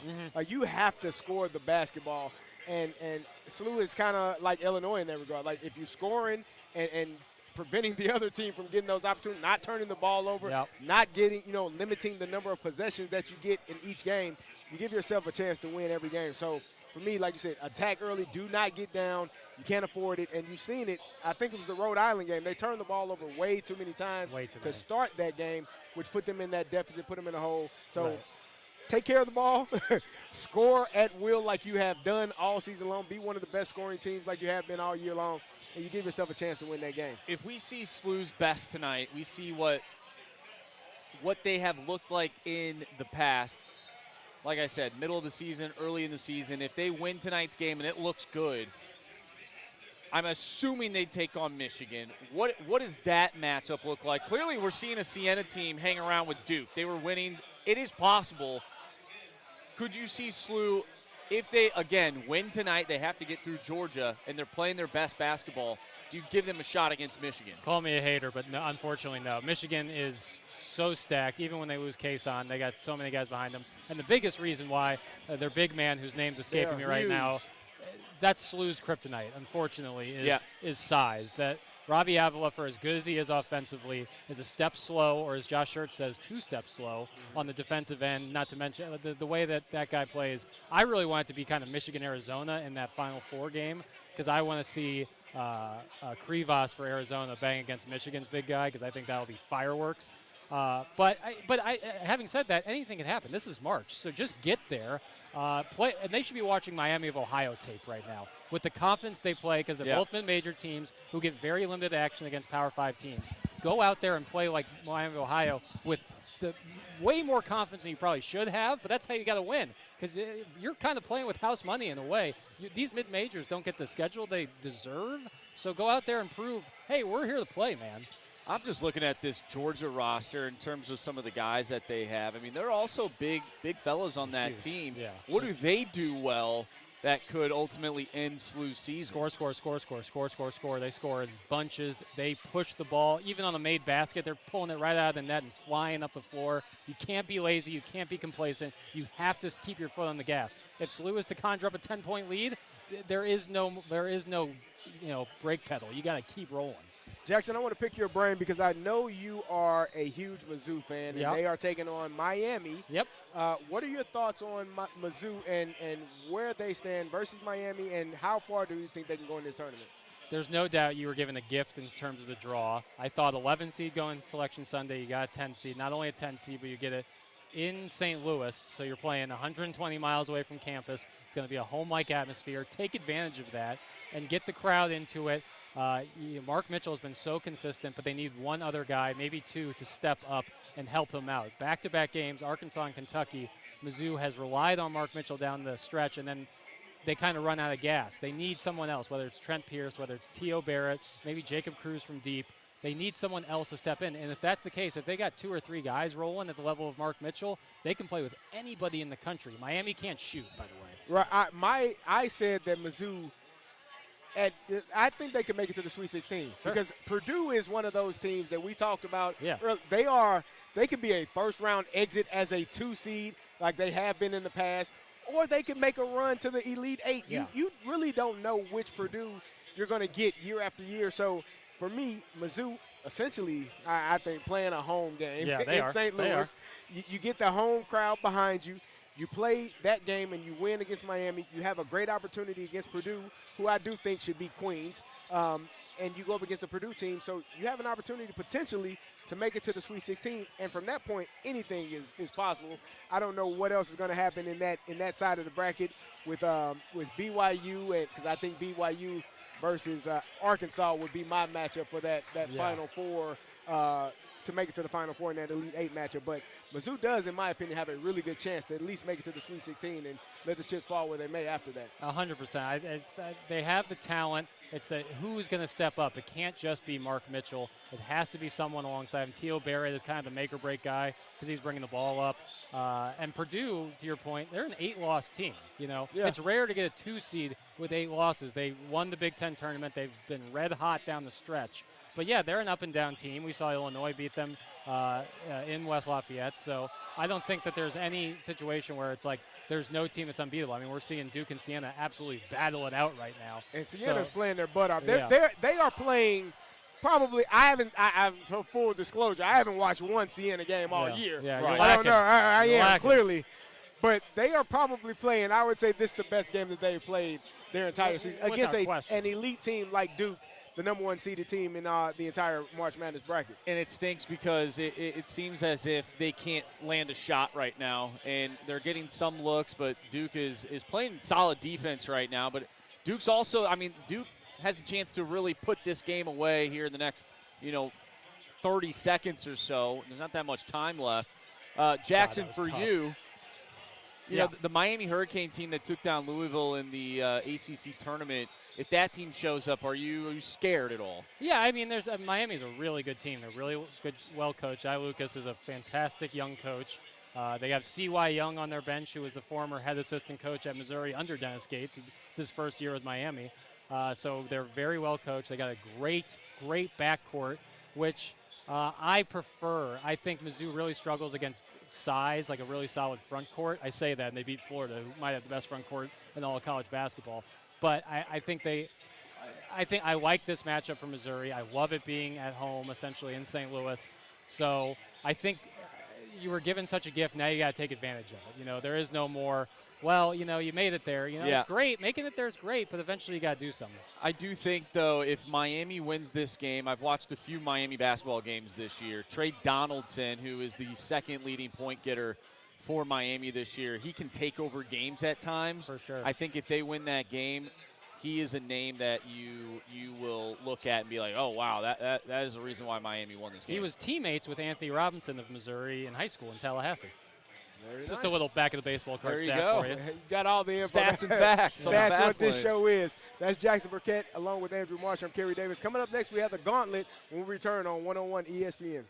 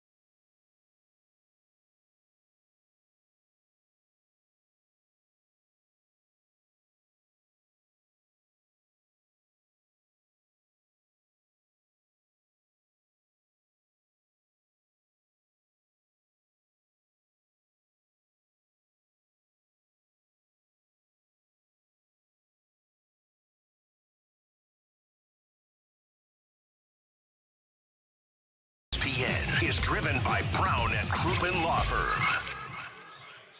The Fast Lane is broadcasting live from Helen Fitzgerald's for our tournament tip-off party. Refreshed by Bud Light. Easy to drink, easy to enjoy. 4 Warriors, 4 category Correct. Challenger. Can you survive the Gauntlet? Brought to you by Blue Note Roofing. Roofing, siding, and gutters. Visit BlueNoteRoofingSTL.com for a free inspection. Say 3-0. Guys, you are live. Welcome back to the Fast Lane. It is time for the Gauntlet, and we have a returning contestant today, Shane, who took me down yesterday in random. Shane is back on the line. But before we go to Shane, I completely forgot. Man, Marsh, happy birthday, brother. Happy birthday. Thank you. The big 3-0 for Andrew Marsh. Yes. He's a full-grown adult now, and now he gets to enjoy life with the rest of us. Happy Marsh. Thank you. And Jackson, your birthday's also in March. My birthday, it was last Friday. Happy We gave belated birthday. we gave you a did. shout out Yeah, on the Fast Lane. I appreciate that. Someone texted in that your birthday was either yesterday or today, and I got really nervous because me and March had a whole hour-long podcast, and I didn't say anything to him. And I was like, It is today. It Happy wasn't my birthday Marsh. yet. Yeah. there we go. Shane, you are back to take on either Marsh or Jackson Burkett. Who would you like to take on? We'll go Jackson. You're Okay. going to go with Jackson. All All right, right. All right. Jackson. You head to the cone of silence. Yeah, I mean, you can just I'll go to really the sit photo over booth there. over Yeah, there. head over there. Take Get out of little here. candids. Yeah, of course. Just wave me down. All right, Shane. Jackson is taking off. Bradford's back at the studio. Tell Bradford to spin that wheel. Spin the wheel, Bradford.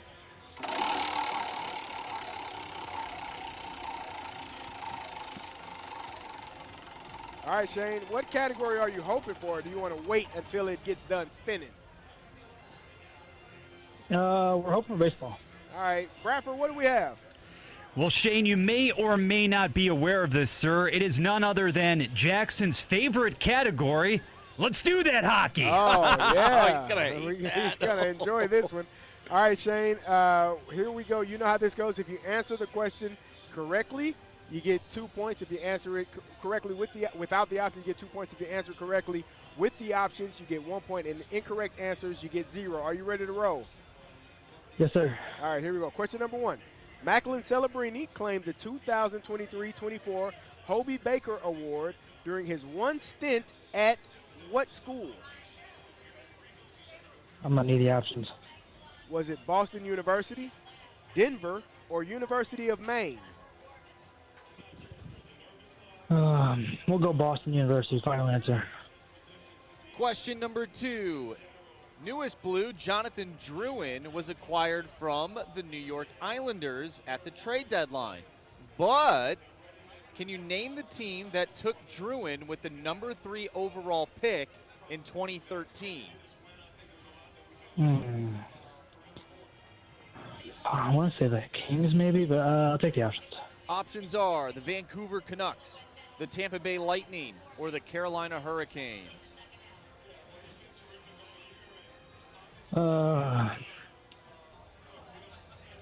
We'll go Hurricanes. Final answer. All right, question number 3.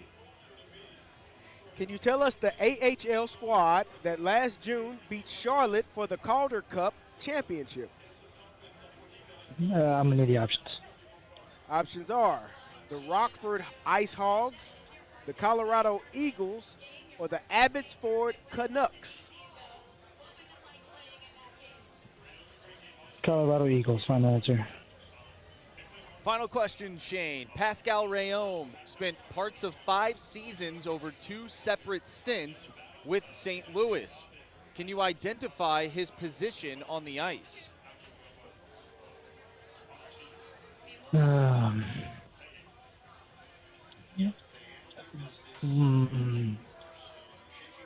We'll go defenseman. Final answer.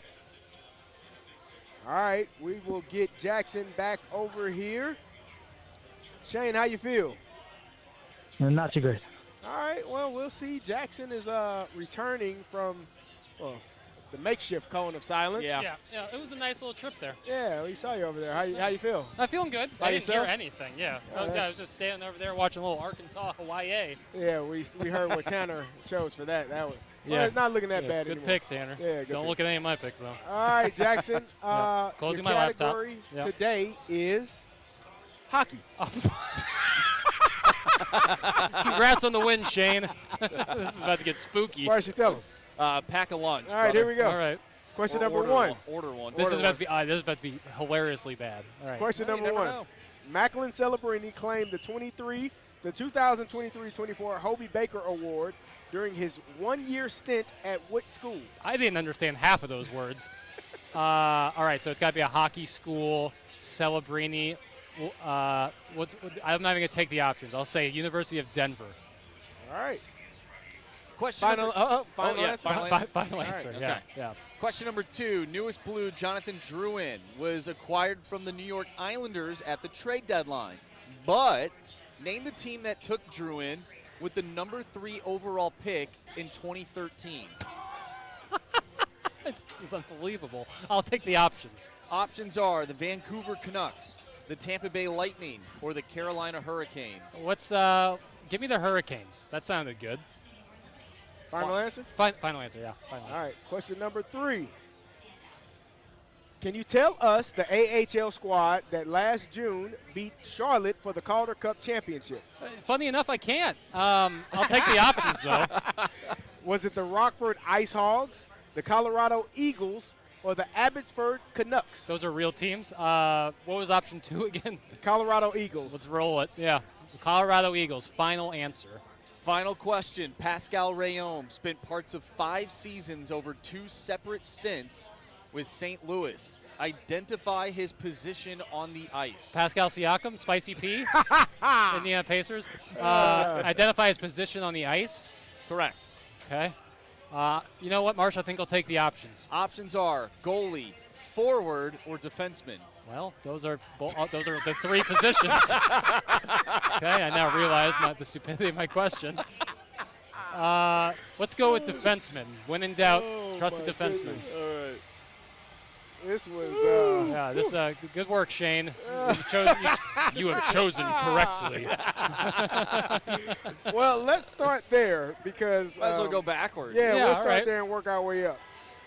Pascal Rayome, did I say that right? Correct. Pascal Rayome. Pascal Rayome. Not Siakam. Not Okay, Siakam. all right. Spent parts of 5 seasons over 2 separate stints with St. Louis. Identify his position on the ice. Shane said, well, I don't need the options for this, clearly. Yeah. I'm going to go with the defenseman. Jackson, the hockey aficionado, Thank said, you. give me the options. I, too, will take defenseman. The correct answer is Forward. yes, not a defenseman. All right, It is all a right. forward. We No got blood. a 0-0 tie. Question, we're working our way up to the top. Can you tell us the AHL squad last June that beat Charlotte for the Calder Cup championship? Shane took the options. He said the Eagles. Okay, all right. Jackson took the options. He, too, said the Eagles. Correct answer is. It's the Abbotsford Canucks. Shane, if we're going down together. Next That's right, question. New Blue Jonathan Drouin was acquired from the Islanders at the trade deadline. But name the team that took Drouin with the number 3 overall pick in 2013. Jackson said, nah, Hurricanes sound like a good team. Shane also said the Hurricanes. Correct great. answer is. It's the Tampa Bay Lightning. All right. Marshy, score check. 0-0. First to 1 wins. It all comes down to this. Macklin Celebrini claimed the 2023-2024 Hobie Baker Award during his one-year stint at what school? Jackson did not take the options and took a shot in the dark and said, I'm just going to go with a hockey school. Give me Denver. Shane listened to the options Yeah, probably the wise move. and took Boston. Would you like to know the options? Yeah, I would love to. Boston, University of Maine, and Denver. Oh, oh my God, this could be unbelievable. So if it's Denver, well, Jackson just did the impossible and won 2-0. If it's Boston, Shane will win 1-0. And if it's University of Maine, well, we got a walk-off. Shane. You have chosen wisely. It was Boston University. Shane got you 1-0, Jackson.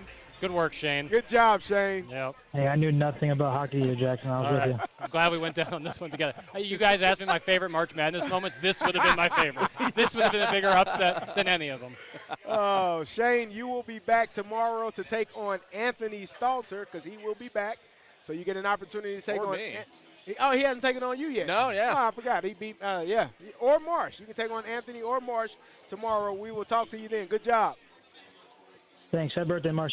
Thank you, Shane. Appreciate it. Thanks for listening. Thanks for playing. Good stuff, Shane. Jackson, I thought you were going to pull it out, man. That would have been unbelievable. The look on your face when you heard the options, you were – I mean, that was crazy. You surprised yourself. Absolutely.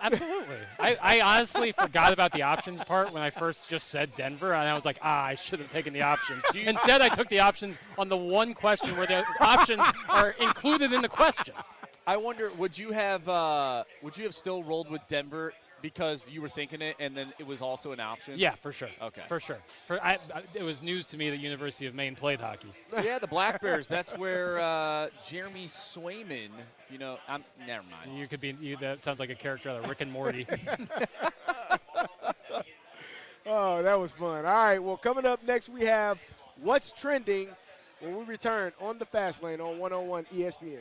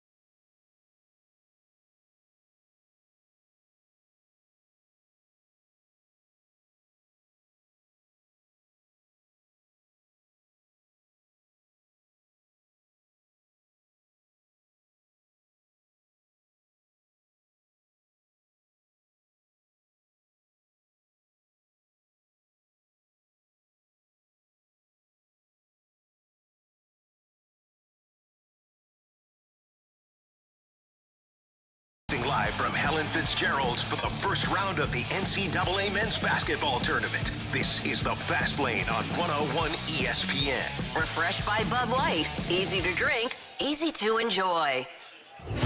What are the hot topics in the sports world? What in the wide, wide world of sports is going on here? Here's what's trending. Marcia, you're up. Welcome back to the Fast Lane here on 101 ESPN with Kerry Davis and Action Jackson Burkett, who's filling in for a couple of hours here on the Fast Lane. I'm Andrew Marsh. It's time for What's Trending. I feel like there's a lot of different routes we could take with What's Trending.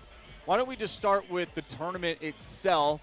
Thoughts so far on what we have witnessed so far on this lovely Thursday? The action's just been outstanding, both in the first 4 games. I don't know how much you guys watched of the NC State-Texas game. That was awesome. The UMBC Howard game was awesome. Miami game was awesome. And then we had almost number 1 overall seed go down today. They had to fight tooth and nail to the end. We had a 12-RA beat a 5. We've had scares in other games, like this 12-5 Vandy McNeese game, which Vandy has pulled away. But, yeah, this is everything you can want in a March Madness. You've seen great action, ton of high-flying basketball, and some upsets. You can't ask for much more. If the rest of the first round is anything like we've seen so far, we're in for a treat. I agree. I think it's been outstanding this first few games. You talked about the Siena game. Siena went on 2 runs of 0 points, of 3.5 minutes, and then a 6-minute run of no points, and only lost by, 4 or 5 points? 4 points, yep. So if you look at it and say, man, if they could have found a way to knock down 1 or 2 shots, there was a moment there where they could have gone up by 15, missed the dunk, missed the rebound on the dunk, missed the dunk on the rebound, and Duke went down and dunked it in, and now they were down only 11 points. I think that was the biggest shift in that game, but this has been outstanding so far. It's March Madness. This is why you come to Helen Fitzgerald's and you get to watch these games. And this is why a lot of people take off this time of year to be able to watch these games. I heard something that this is like the time where the most vasectomies are done. Yeah. The first weekend of March Madness. Yeah. It's like where'd you get that stat from? I read it. This and the Masters, It's like the perfect time to literally just like sit around on the couch or in the bed and just watch basketball. Yeah, it's a perfect time for it. No, this has been awesome. I love every year. It just fails to disappoint. Switching gears to the NFL, my Minnesota Vikings are bringing back Carson Wentz and adding to their quarterback depth. I don't know what this means for J.J. McCarthy. I think some people already assume that he's probably on the outside looking in, but now you're bringing in another veteran quarterback, and I don't believe Carson Wentz is a starter at this point. He did start a few games, last season before his arm fell off, but literally. Literally, yeah.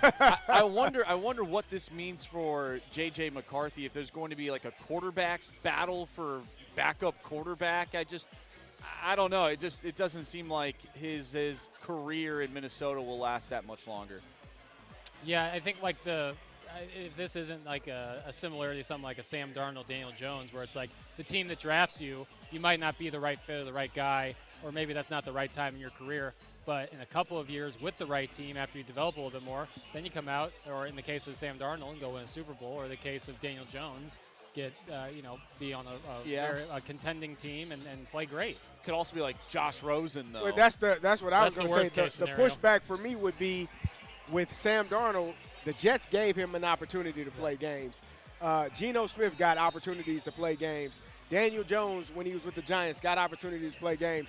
J.J. McCarthy, in essentially what would be his second year, I know this is his 3rd year in the league, but his second year actually being on the field, it's almost like they're saying, yeah, we don't need to see this anymore, which would be similar to what you saw from Josh Rosen. Right. He was a one-and-done first-round draft pick, and they moved on from him very quickly right after that first year. So if I'm J.J. McCarthy, I would have a little bit of concern. Yeah. Because I was a first-round draft pick. It was seeming to be set up for me to have the success, but now you go out and sign Kyler Murray, which he's coming in there more than likely to be the starter. Yeah. If he does perform well, they're going to pay him more money for the next few years. So this could be a weird situation for J.J. McCarthy and how it unfolds. I think it is a little bit different from the Josh Rosen thing because the Cardinals, they drafted Josh Rosen. It didn't go well, but then they had the opportunity to draft number 1 overall and get Kyler Murray. This is a different situation where the Vikings are bringing in, it's Kyler Murray again. They're bringing in Kyler Murray, but this is more of a free agent acquisition, right? More so than you have the opportunity to then get a quarterback at number 1. So I do find that to be different. I do want to see the guy play more, though. I don't think he's really getting a ton of runway. And I know he didn't do well last year, but he was, for what you said, all intents and purposes, Kerry, a rookie quarterback. Right. And I thought he showed flashes of good quarterback play at times. Of course, he looked like a rookie at times.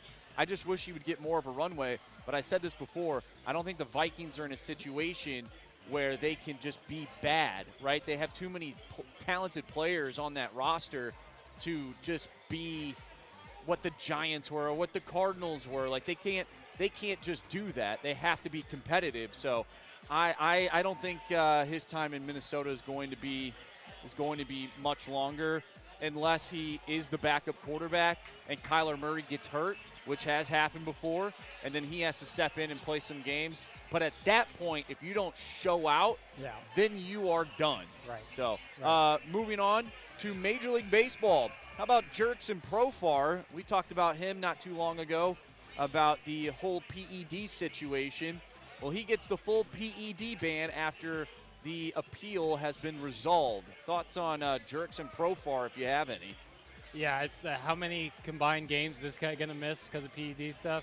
At a certain point, it's like you can appeal all you want, but you have a previous history. It's always going to go poorly, I feel. Yeah, for me, I try to, allegedly, I don't know. Right. I don't know how or what caused it. But I do know, as being a former professional athlete, you generally have clear indication of what supplements you can and cannot take, and they tell you if you don't know, you don't take it. Right. So it becomes a non-excuse almost. They don't give you a reason or an out to be like, well, I didn't know. Well, if you don't know or if you didn't get clarity or confirmation, I know for the NFL we had numbers that we could call. Hey, tell me about this supplement. Is this or is anything in here on the banned list? If they say I don't know, then you don't take it. Right, until you know for sure. Until you know for sure, because that could come back and you could get popped on the test, and I don't know is not a good enough answer. So, it's unfortunate for him. It's unfortunate for his team, obviously, but you got to make better decisions with what goes into your body as a professional athlete, whether it's intentional or unintentional. You still got to be vigilant in what you're doing. Going back the whole vasectomy thing, we did get a text that said, I had my first vasectomy done a few years ago during March Madness, but it didn't work, and I had to go in for round 2 after my 4th kid was born. Oh, between that and the guy who bet High Point -1.5, some bad beats out there. And, of course, we have the chairman's vasectomist said, busy bee over here. Yeah, I'm sure. Great for the guys providing them. Indeed. Got any more, Marcy?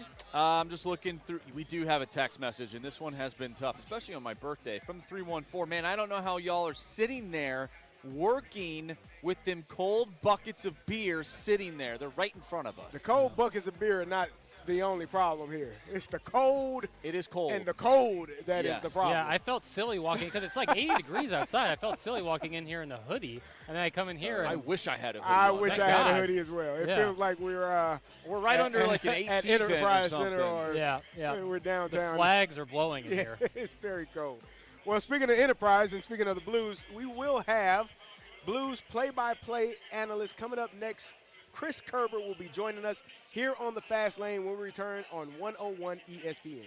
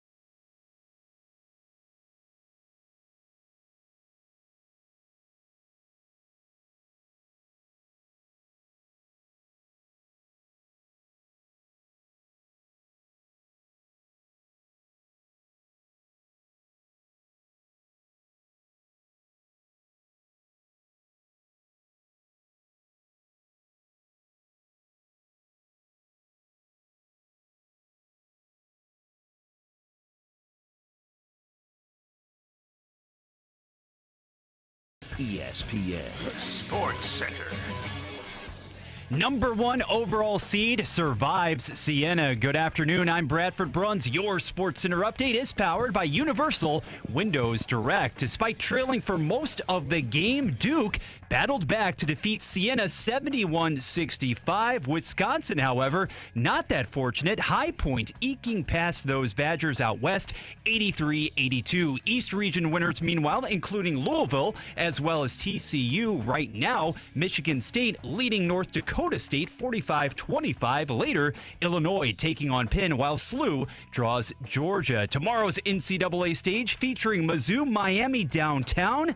MU Athletic Director Laird Veach expressing confidence in head coach Dennis Gates. We're making really good progress. We have high aspirations, right? We're not stopping here. We want to, continue to take moves, take steps forward, and, we want to get to a point where we're consistently competing for championships.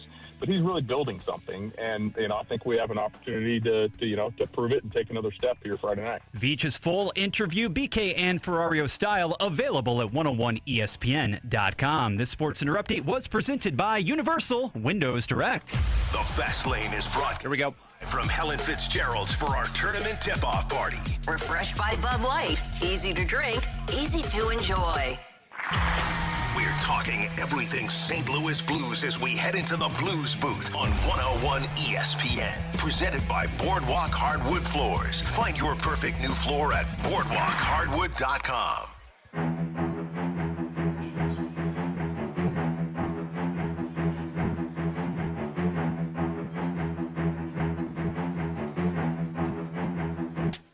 And you're up.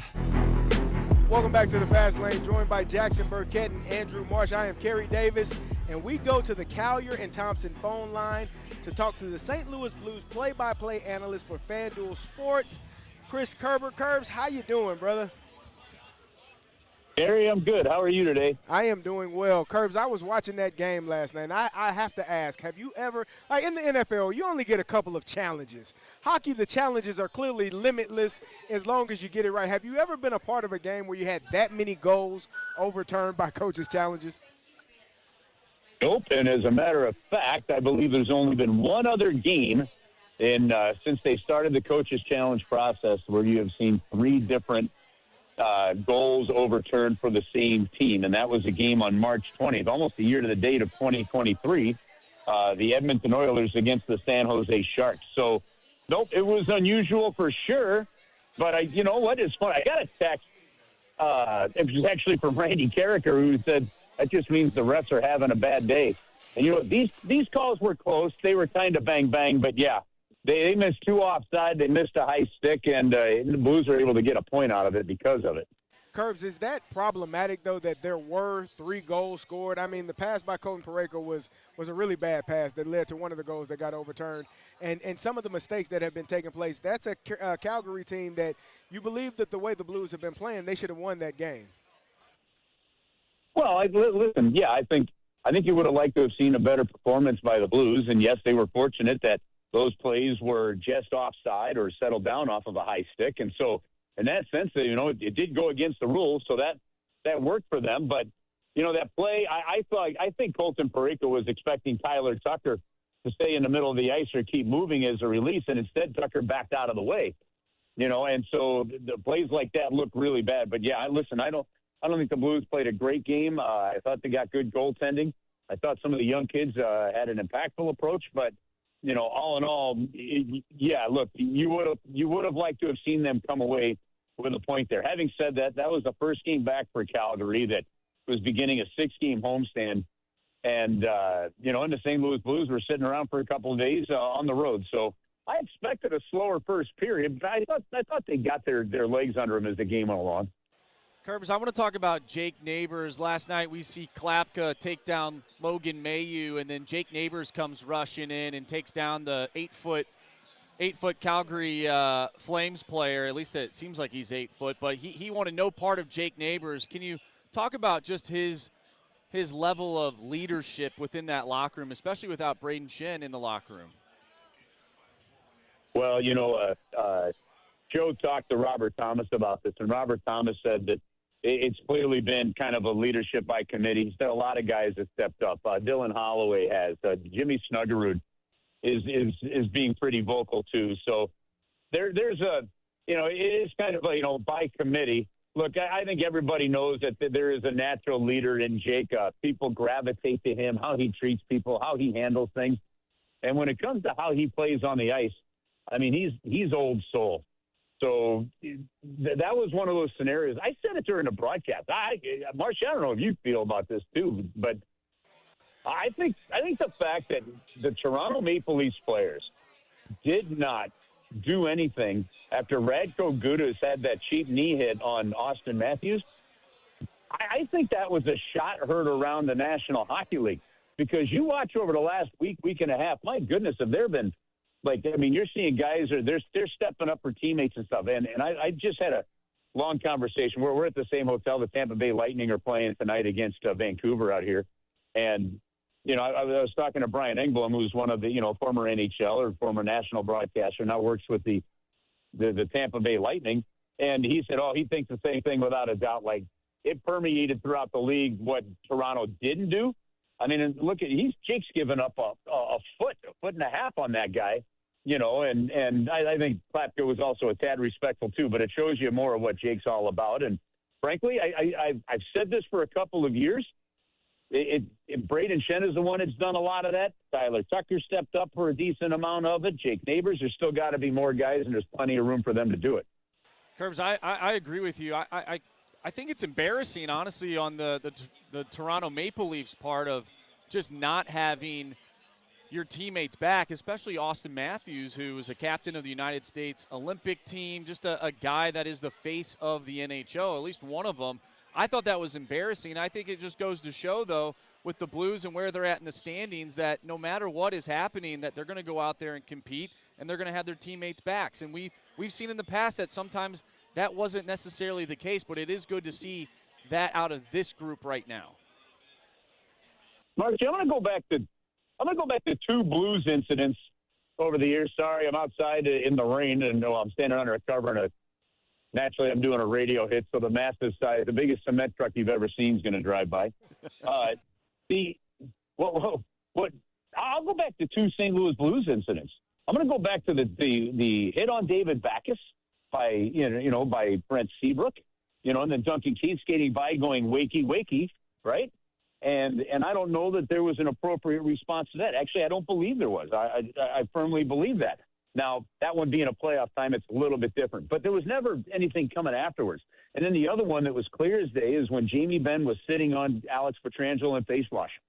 And I look at those situations just from the way the game has been talked to me over a long time on how things get handled. And I don't think the Blues responded well to that one. So I relate those, and neither one of those created the seriousness level of injury, that we saw to Austin Matthews. But what you have to have is a team, and it doesn't have to be a fight, but you got to have some kind of togetherness and toughness. That there's non-negotiables and there's lines, and hits like that on your top players or on your captain. That's one of those lines, and I'm glad to see what we're seeing around the National Hockey League, and I absolutely loved. I mean, that's just old school hockey what Jake Neighbors did last night, and I'm here for it all day long. Curbs, I know you're all hockey all the time, but we got this March Madness tournament going on. Have you been able to watch any? And if so, do you have any sleepers, any Cinderellas that you're looking at for us to enjoy? Listen, I am the one guy you do not need to follow my bracket. I did fill a couple of them out, so I think we had Wisconsin going deeper in one, so we're hosed there. The best sleeper I got for you guys is my Miami Redhawks. Okay. I went and saw I went and saw during the last week of the break, I saw Mizzou play Vanderbilt. I watched them lose a 20-point lead.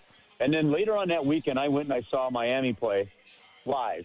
And I'm watching that team the way they were passing and shooting. And I had, to me, I looked at that game against SMU, and I was telling guys on our trip, and one of them bets a lot. And I'm like, yeah, bet on Miami. They're not an underdog in that game.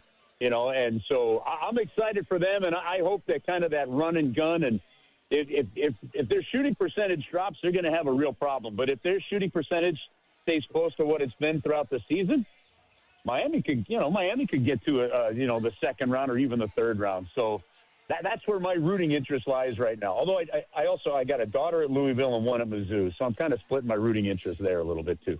Curbs, although the Blues lost in the shootout last night, you got another point, or you got another goal from that first line, and all the points come from that first line. What are you seeing from those guys? Are they just gelling in a way that really makes sense for kind of give you some hope for the future for the next season? Kerry, I think you're seeing the impact of a healthy Dylan Holloway.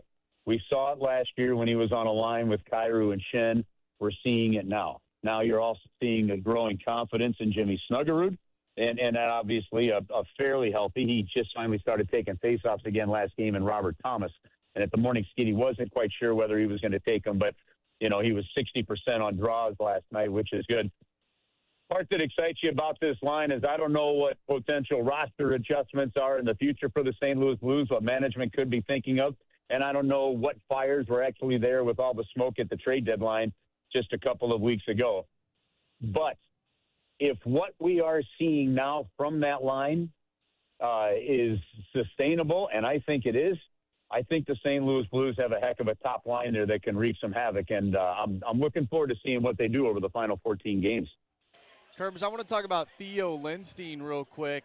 I know you and Joe mentioned on the broadcast last night that Colton Parayko is essentially, telling him, hey, chip it off the glass, basically telling him while the play is going on, sort of the right move for a young defenseman. How nice is it to have Colton Parayko as your defense partner, which this may not have happened if he decided to go to Buffalo?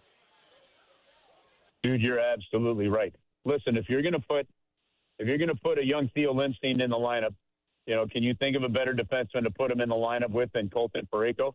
And when I talked to Theo about this at practice 2 days ago, he talked about the amount of communication that's happening on the bench and on the ice, and just he goes, how cool it is that he's on the ice with a guy that was just playing defense for the Canadian Olympic team, and there's a real awareness for Theo Lindstein. I mean, there was a play, the puck came loose, and he was the guy on the top of the crease that actually shot it on net. So he's comfortable out there. Parayko has told him, the coaches have told him, use your skills, which is transporting the puck and skating. Go do it.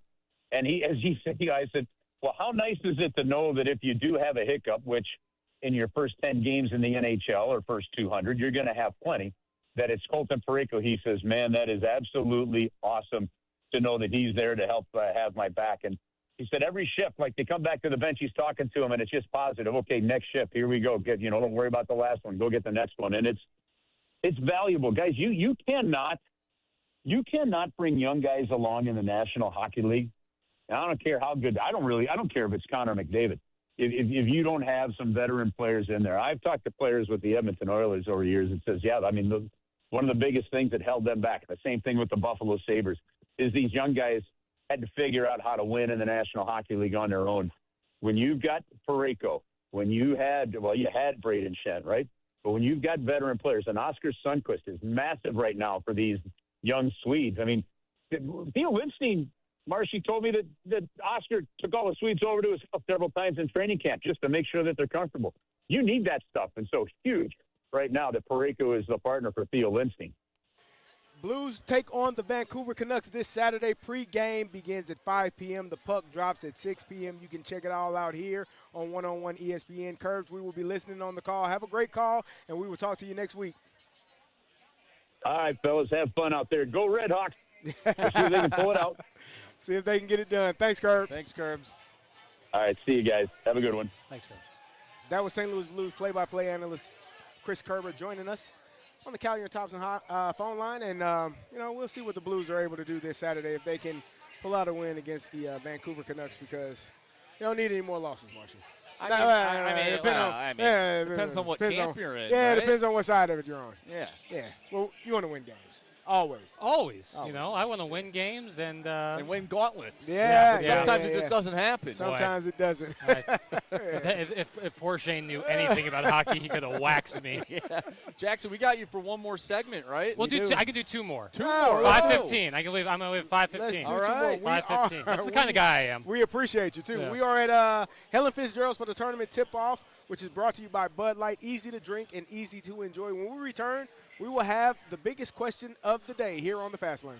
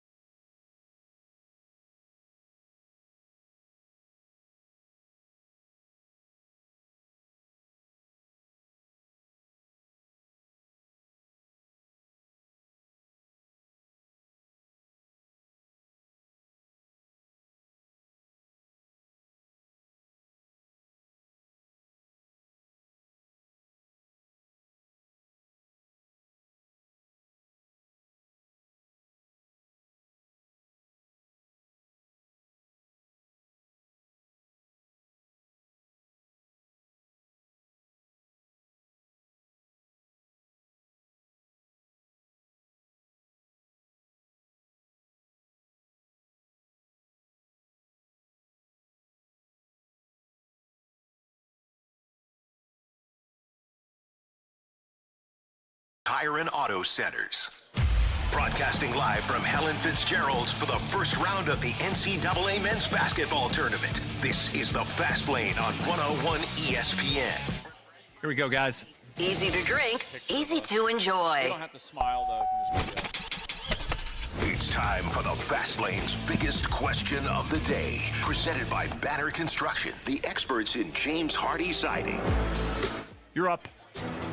Welcome back to the Fast Lane. I'm Kerry Davis, joined by Andrew Marsh and Jackson Burkett, and we have the biggest question of the day, and it is going to be Jackson Burkett's biggest question of the day. What you got, Jackson? All right. I'm going to present a scenario, a couple of scenarios to you. Do you prefer, like let's say you're taking an Uber ride. Okay. Do you prefer to talk to your Uber driver, or are you comfortable with pure silence? I'm comfortable with pure silence. That's the correct answer. I don't need small talk. We talk for a living. I couldn't agree more. I couldn't agree more. At any moment where I can have, I drive home sometimes in silence. Really? Sometimes I turn the radio off. I don't want to hear anything. I don't want to hear another person speak.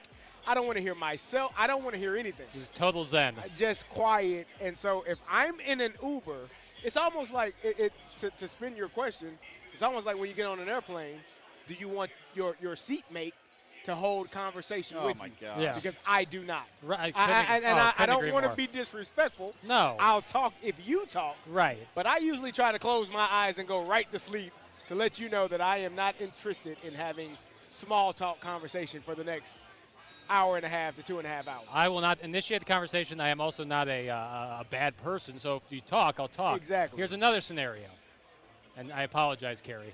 The barber shop. If you're getting your hair cut, do you like the barber? That one, I prefer a silent haircut. Let's focus on the task at hand.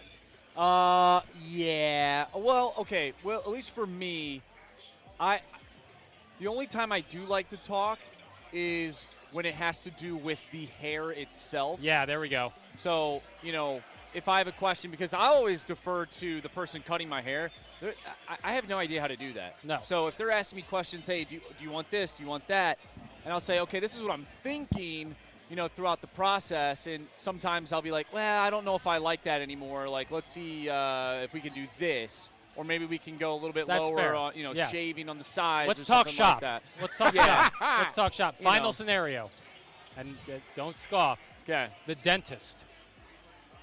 I mean, can you even You talk? can't. It's hard to talk. I got a chatty dentist. I got a chatty dentist. No. His hands are in my mouth, and he knows I like sports. His hands. Clip that off. Exactly right. His hands are in my mouth, and he's talking about fantasy football. And I'm like, yeah, I'd love to talk about the viability of Alvin Kamara in your keeper league, but you got your wrist deep in my molars here. Okay, so can I bring up a situation I'd love you to. that's sports related? Okay. When you are at a game, whether it's a baseball game, basketball game, football, hockey, whatever it may be, and you are sitting next to a stranger and they want to talk about, not about the game, but just about like the sport and all these different things, how much are you entertaining that conversation rather than being with your group and wanting to just watch the game and high-five that person when your favorite team scores? Baseball, I think, is a little more Easier a little to more talk. appropriate because Yeah. you got a lot of downtime. Yeah. If it's like a basketball game, especially one that I'm emotionally invested in, say a Missouri Tiger game, and you're over there rattling off takes, yes, that's not going to go well. I'm eventually just going to start giving you one-word answers. Especially if you're like, whatever that person is saying is actually factually incorrect. Yeah, they sound like a texter. They sound like the Oh, text come line. on, They man. sound like they sound like the worst of the text line. Not all the texters, Yeah. but they sound like the worst of the text line, where it's like, this guy's a bum. Fire everybody. Like, if I can't, I have no time for that. I am at a sporting event. I'm cool. Like, I think I don't have a problem with high fiving and fist pumping For people sure. that you don't know. If you're rooting for the same team and something really really special happens, I don't want to. I'm here to enjoy the event, though. I don't know that us talking, allows me to do what I actually came here to do. Yes, agreed. I had a situation at a concert where a gentleman probably had a few, and he kept slapping me on the arm and pointing to the stage as to tell me, look what's going on. Where else am I looking? Where else am I know what's going on. You're seeing it. How's it going? How's it going? See, mascots got it right. They don't talk. They don't talk. They have a rule. So you don't like talking? I would love to sit next to a mascot during a game. That would be awesome. I had a thought about being a mascot. Not that I wanted to be, but I had this thought, like when they are doing their job, how hard is it to not talk for hours upon hours at a time? Yeah. Like that's kind of is socially awkward to be everywhere, but not be there at the same time. You've been touched a lot where you probably would have somewhere you'd be like, I would rather you not, but you have this rule. You go, yeah, right. What I do like, though, is that you have the utmost confidence because you are not yourself. Like, you are whatever you are embodying, so you can dance like an idiot. You can be whatever. You can be weird. You can do this, that, the other. You're encouraged to do that. Yeah, absolutely. Like, you are not – you are just like I like that idea. I think being a mascot would be kind of fun. Would you enjoy that? Yeah, I think for the right for a sport. Day? Like Louis being inside where it's cool in the ice rink. Love that. Yeah, because Fred Bird is probably – Fred Bird on some days? Word. Oh, my God. That's like torture. Probably is. Inside of that costume, probably hot, sweating it up as much as possible. Oh, man. I love the questions, Jackson. Thank you, I appreciate it. Thank Those were great biggest questions. That was a great biggest question. If you have any questions, text them in now because we are headed to the Sports Six Pack Part 1. It's coming up next here on the Fast Lane.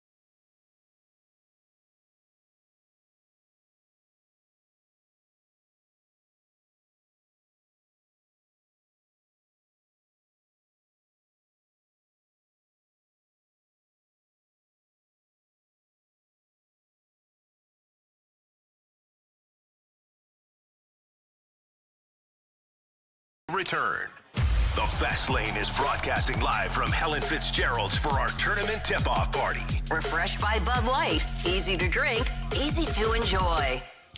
I have a question. It's time for the Fast Lane to answer your sports questions.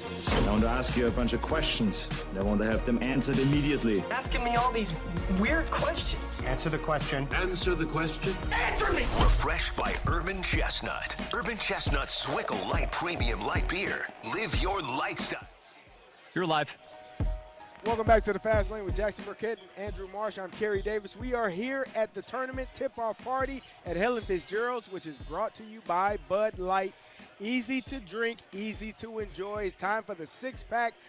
Bradford, question number one, please. Question number one. All right, we get a question from the 636, and this is an interesting one. I'm curious to know the answer. Jackson, what is it about hockey that you don't like? Is it because you didn't grow up with it? Yes, that is the overarching point, is that there was never once ice hockey on at my home ever. My dad did that. We watched basketball. He was a basketball coach. If you were on television, football, basketball, baseball, or golf, those are the sports that were on in my house. So growing up with like no real connection to it, no one in my family played hockey. And so when I would try to watch it, get into it. I didn't understand all the rules. I still can't really follow the puck when it's, I really can't. And it's like in the winter I watch basketball. So it's that's just, I have no ill will. I've always said this. I love hockey culture. Like everything around hockey, like the camaraderie of it, a lot of great movies and television shows around hockey that I really like all the guys I've met in hockey. But it's just the game itself is where I lose on it. Question number two, please. Question number two. All right, this question is for me. Oh. Or you. Yeah. Because I know you love the association, as do I. Yeah. What are your thoughts on where the game is now in terms of like load management? Because you just spoke about culture in hockey. Yeah. Those guys play 82 games. They play with injuries. They play hard. They play hard in the Olympics or they always go hard. But the NBA, Jackson, you know this and I know this. Yeah. It ain't always playing hard. No, what far are your from it. thoughts on where the NBA is right now? It's just so tough because I think there is a problem. There absolutely is a problem with load management and, guys not playing hard all the time. And I agree with that, but I don't want to put the onus on the players. I think it's the system that has been made up. They play 82 games at 48-minute clips. 48 minutes is a long time. I'm so calloused from TMA that that's just like saying. Oh my word! What are we doing? Your first time seeing Markiplier? Oh my God! Yeah, I remember my first time. 2020, December of 2020 is the first time I laid my eyes on that. What are we doing? Yeah, it never gets easier, fellas. Oh my goodness! Yeah. Yeah, I remember my first Mark McGuire. Who said that? Probably Richard Pritchard, if I had to guess. Yes. This isn't my first rodeo. I've never seen that name on the. You did this. Yeah. Oh, this is your fault. I bring the problems with me. Oh my God. The stink of the morning won't leave you. I tried to scroll away from it, and it just kept. No matter how hard you scrub, gosh. no matter how hard you scrub, it follows you. Yeah, I think that the problems with the NBA are ever apparent, but I think it's a system they created. 82 games at 48 minutes apiece is a crazy amount of time to play basketball. And then you start on top of that, the league then now pays guys so much money. And they bring in a lot of money, players make a lot of money, so they're trying to protect their assets because ultimately all that really matters is the playoffs. So it's all about who's healthiest come playoffs, and if that means sacrificing a random Tuesday game against the Cavaliers in February, then that's what teams are going to do. And they're trying to penalize them with the 65-game rule to be eligible for the end of the season awards.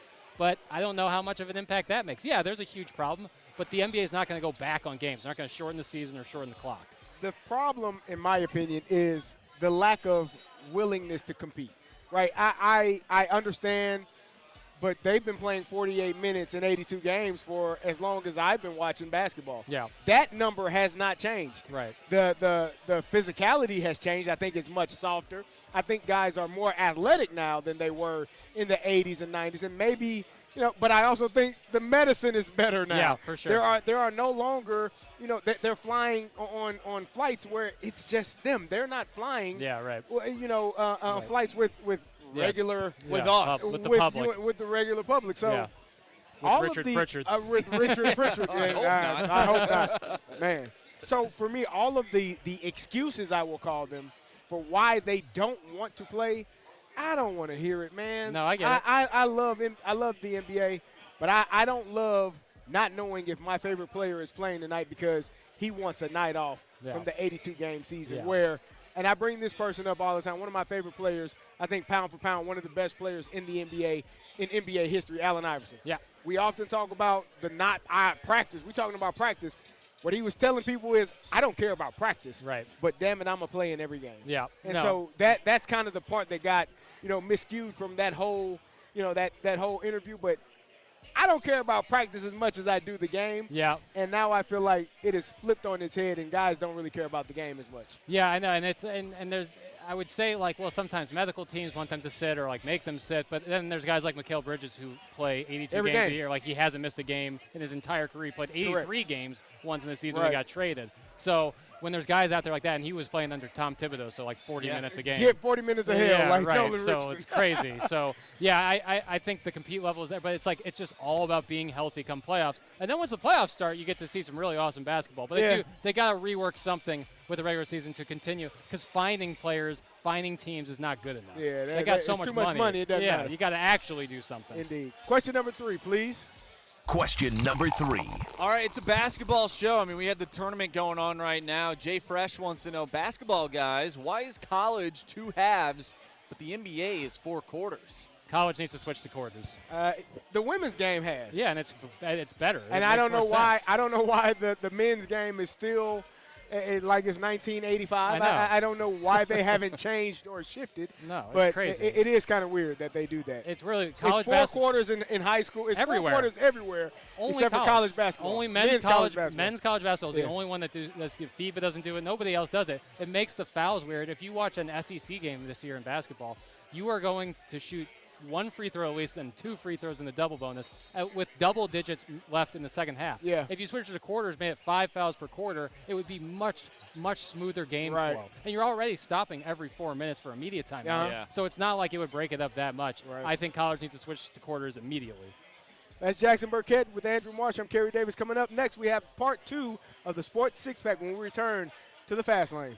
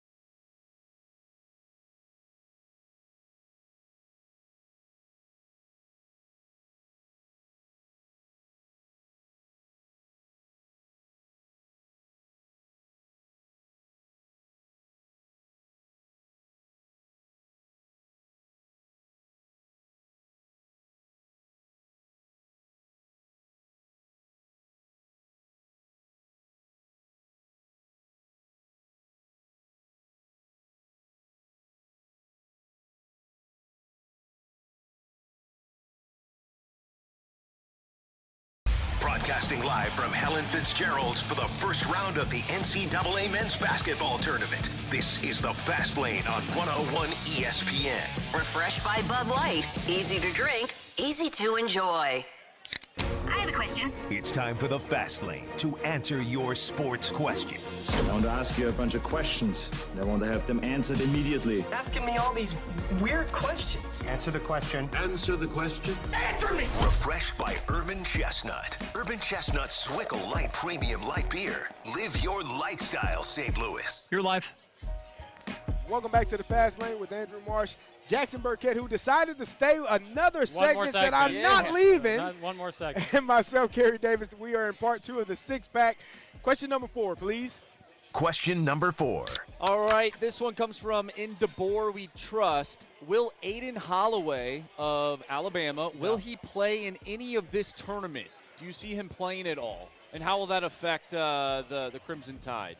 I don't think he'll be playing at all. He's the one that was arrested for felony caught with some greenery. possession. Yeah, caught with some greenery. I thought we were past that point. I know. It's crazy. I think you'll notice there's a bunch of teams. UNC lost Caleb Wilson, their best player. Texas Tech has lost JT Toppin, their best player. Arkansas sometimes has Acuff. He's been sitting a little bit recently. And then Darren Peterson with Kansas. A lot of these teams have a ton of guys who just don't get the spotlight sometimes because the star players get all the shots. And there's plenty of guys who can step right up. And when you're talking about creme de la creme teams like North Carolina, Texas Tech, Alabama, I think there's another guy who's ready, or maybe even two guys ready to take the reins there. So I wouldn't worry too much if you're a Crimson Tide fan, but it's certainly something to monitor. I would like to retract my statement. He got caught with more than the little probably allegedly more than personal use. Yeah. Allegedly. Allegedly. Yeah. We don't know. Some guys have different tolerance. Some do. If that's your tolerance, if that's your thing, then do look your in thing. the mirror. Yeah. Do your thing, man. No, for sure. Question number 5.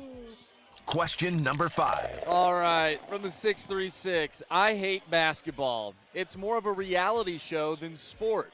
Players are they get the whole load management thing. They're diving, they're lying on the ground, all that fun stuff.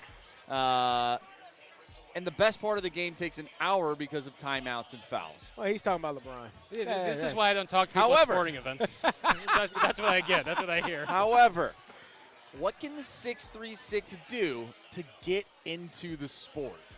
So you got an elevator pitch right now to the 636. There you go, this is why you should watch basketball and get into it. What is that? I think it's the simplicity of the sport to me is so beautiful. You just need a court, a ball, and a basket. It's a very simple game. Put the ball through the hole more than the other team does.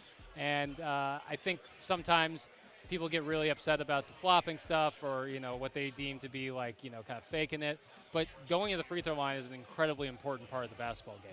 And if refs are calling it one way, you can be mad at players, but getting to the line is huge. When you can score at the line, the clock's not moving, you can cut down huge leads. So it's tough for me to try to swing somebody on basketball because it seems, based on that first part of that text, that their mind's a little made up. But having said that, I think that there is a ton to enjoy. I mean, it's one of the most fast-paced games out there, high-flying. These athletes are unbelievable. I mean, I just looked up for a half a second. This guy in Hawaii just threw down a nasty dunk. It was awesome. Yeah, for me, it would be the athleticism, the amount of, like Jackson said, the athletes that are out there, the things that they are able to do with a basketball. It is some elite athleticism from some of these guys, high-flying, the ability to shoot a ball into a hoop. It's a lot of things for me that I think are exciting about it. I would say pick your team. Find a team, and preferably not like the Wizards or the Brooklyn Nets. That's a hard life to live if you're just starting out. But find a team, find a player that you enjoy that you think is a young and upcoming star.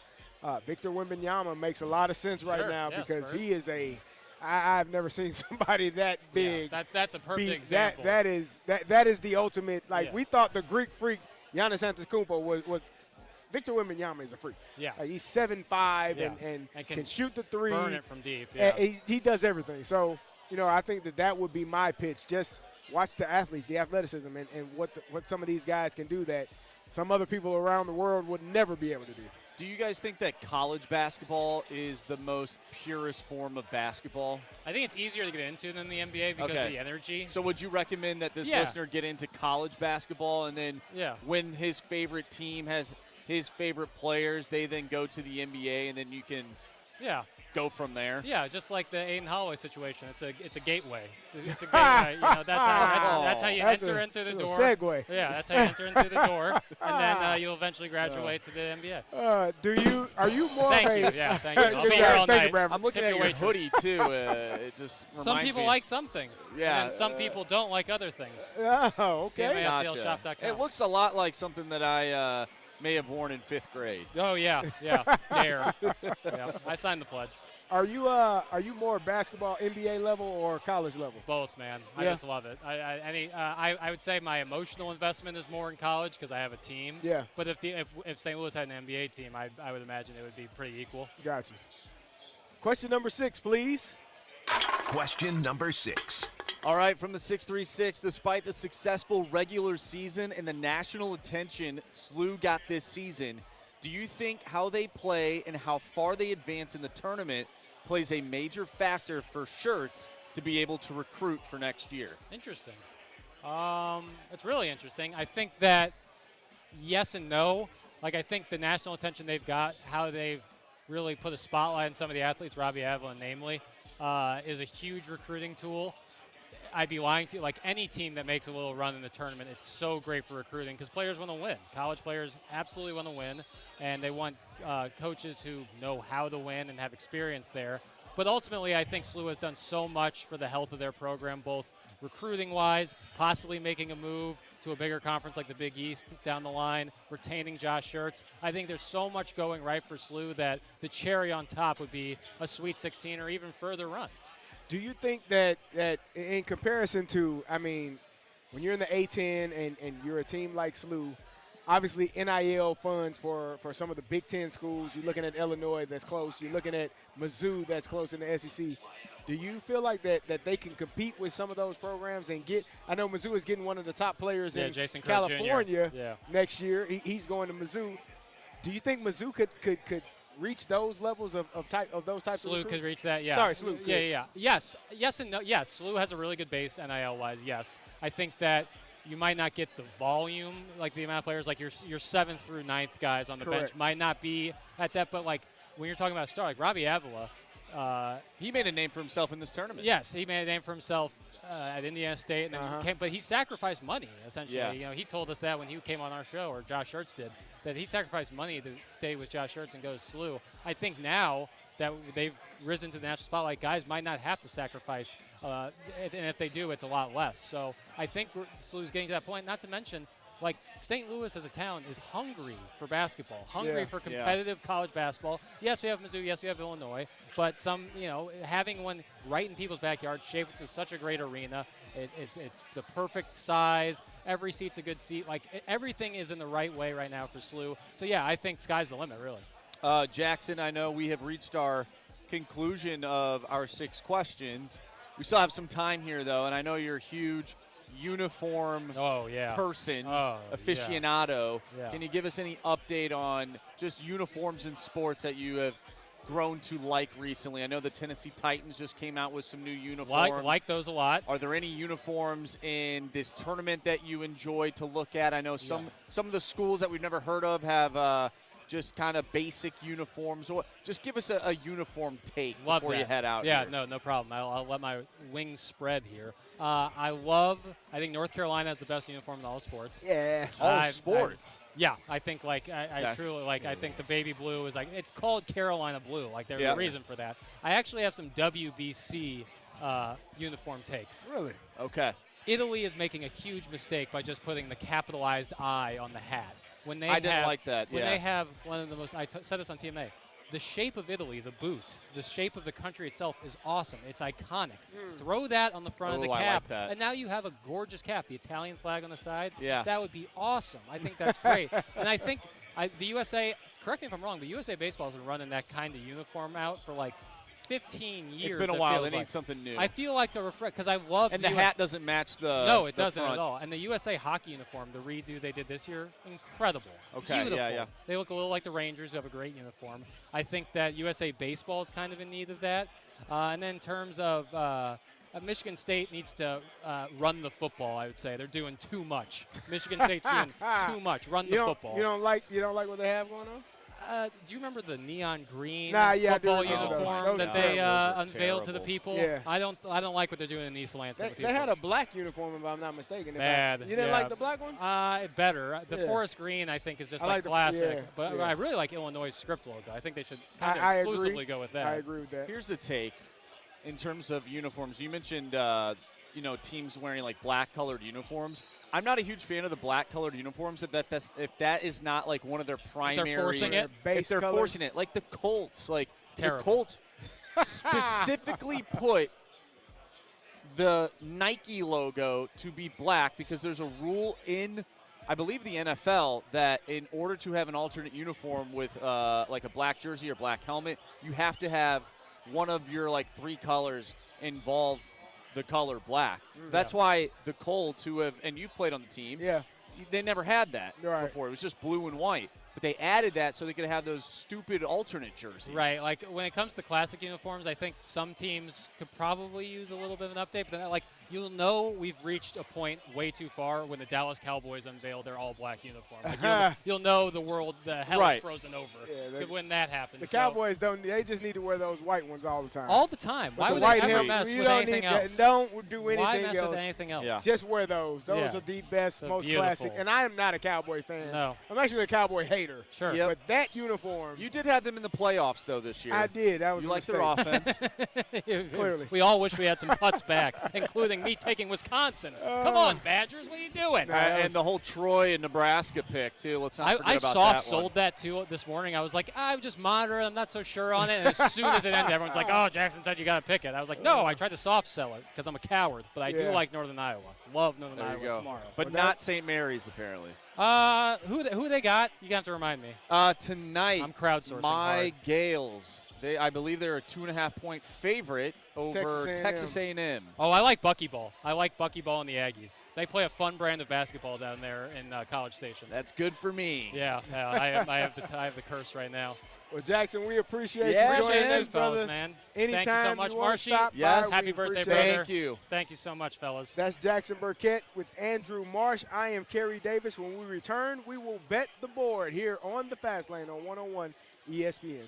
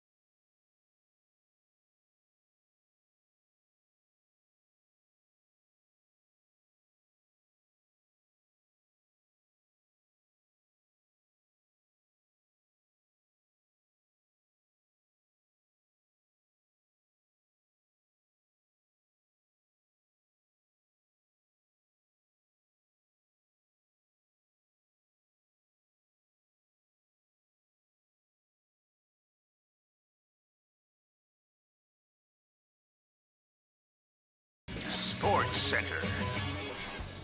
Hogs lay waste to Hawaii out west. I'm Bradford Bruns with your Sports Center update powered by Saliga Heating and Cooling. First round NCAA tournament action continues across the land. North Carolina's game against VCU will tip off at 5:50. Then it's Michigan Howard, Texas BYU, Illinois Penn, as well as SLU Georgia. Arkansas just destroyed those Rainbow Warriors 97-78. Michigan State throttled North Dakota State 92-67. Earlier, number 1 overall seed Duke survived Siena 71-65. Pucks Jim Montgomery's Blues remain idle until Saturday's tilt in Vancouver. This Sports Center update was presented by Saliga Heating and Cooling, a Daikin heating and air conditioning dealer. The Fast Lane is broadcasting live from Helen Fitzgerald's for our Here we go. Off party. Refreshed by Bud Light. Easy to drink, easy to enjoy.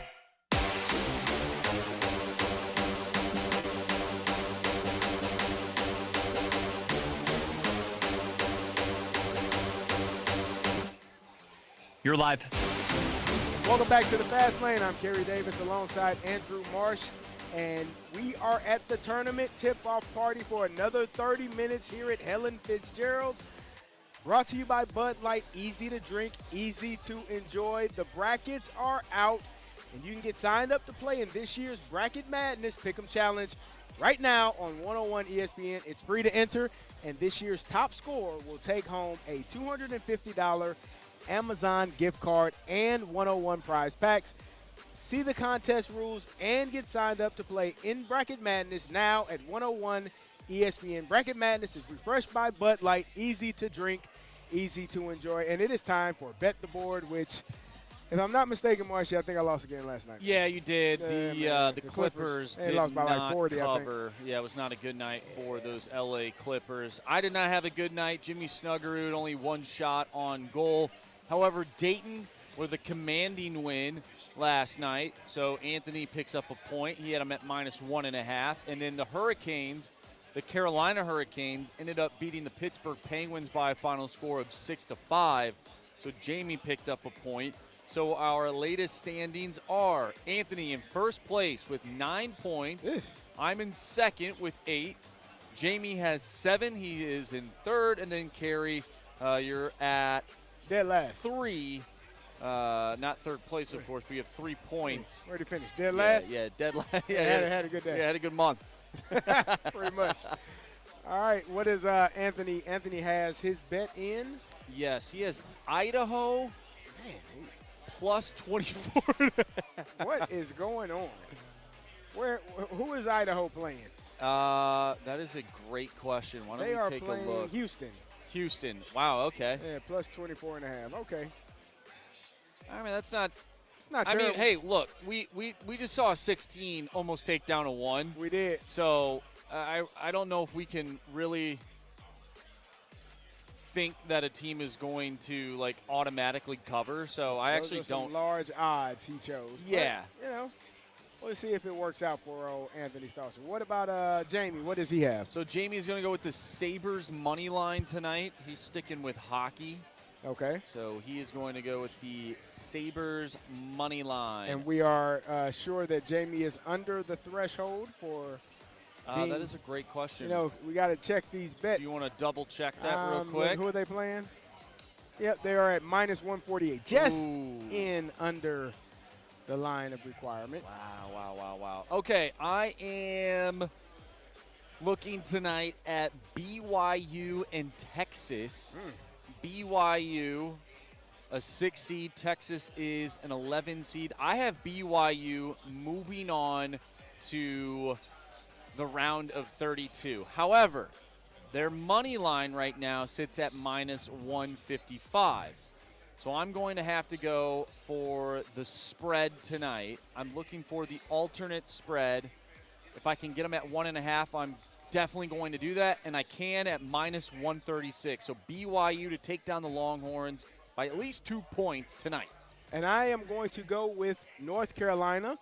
I, like you, just barely missed the money line, but I am going to go -1.5 versus VCU. I'm surprised that line is only 2.5 versus VCU. We'll see how well the Tar Heels are able to perform tonight. And Bradford, we got a lot of basketball going on. What did you think about that Duke-Siena game? Well, all of the conversation, obviously, guys, stemming from the first wave of games today, it begins and it ends with just how much of a scare was put into Duke, because in doing a little bit of research about that game, goodness gracious, it's the first time that a number 1 seed has been trailing at halftime by more than 10 points to any 16 in the first round. And I thought the comments after the game from Cam Boozer, from the head coach John Shire, we've talked about him a lot, guys, during the course of this week as far as how much is there to be gained for him at the helm of Duke in this NCAA tournament. And it was almost the shocker of all shockers, but you did see a fair amount of complacency, especially through half number 1. And if you didn't get the 22-13 from Boozer, if that team had not proceeded to wake up in the second half, the reality is that Siena essentially emptied the tank. Literally, Jerry McNamara, the former Syracuse standout, he didn't make any substitutions until the waning seconds. Think about that. All 5 starters going for 40 minutes, and unfortunately for that upset-minded team, by the same token, you simply couldn't knock down a shot in the second half. You shot about 20% from the field, and ultimately, Duke, the pure skill, the sheer athleticism, it won out. But maybe you saw a few more troubling signs there for the Blue Devils all told. I also thought it was intriguing when you looked at the other result there pertaining to specifically High Point being able to get it done by 1 point over Wisconsin. And there you go, Carey, as well as Marshy, another 30-win team that made the field, but did so in that 12 seed position, right? Not getting a lot of love, not getting a lot of depth, in being able to edge, I think, a very game Wisconsin squad from the Big Ten. So those were 2 of the more indelible storylines from the first half of the day. But like you, Kerry, I'm pretty intrigued as well by the UNC matchup coming up versus, for that matter as well, VCU in about 10 minutes here, because to have this line go down to just 1.5, 2, whatever you want to categorize it as at present. I know that VCU was red hot to finish the season. 6 wins in a row, including, obviously, the A-10 tournament. But when you're going up against UNC, I get the injury issues. There are concerns to be had. I'm just very surprised that this one is expected to be such a tight game, even in that 6-11 slot. Bradford, what do you think about my St. Mary's pick? I've been high on them to go to the Final Four. I've been high on them all day, and if you give me the seal of approval, it would just make my birthday. You want the blessing for that one? Well, first of all, I want you to be honest, though. I want you to be honest with me. Well, I haven't been able to cordially or formally wish you happy birthday, buddy. It's been fun to hear from you guys, obviously, out there all day at Helen Fitzgerald. I think that it's quite ambitious, Marshy, to push for a would-be Final Four berth, yes. Okay? But hey, hear me out, okay? Because I do view a bit of a window, especially when you're talking about the first matchup against A&M. I was not by any means wowed down the stretch, honestly, with apologies to Jackson, frankly, as the Aggies finished up that run in the SEC this season. I definitely saw some warts. I saw some chinks in the armor there, and I think that is a relatively even matchup. I would take your Gales to knock off Texas A&M in round 1. Yes. But that's when I run into an issue, okay? No. Because I've said it throughout the week. I have made it well known. And this goes, hey, CD, you know that I'm upfront about it. I'm being very forthright with this as well, because I think that Houston's brand of basketball with Kelvin Sampson, the rough and tumble nature,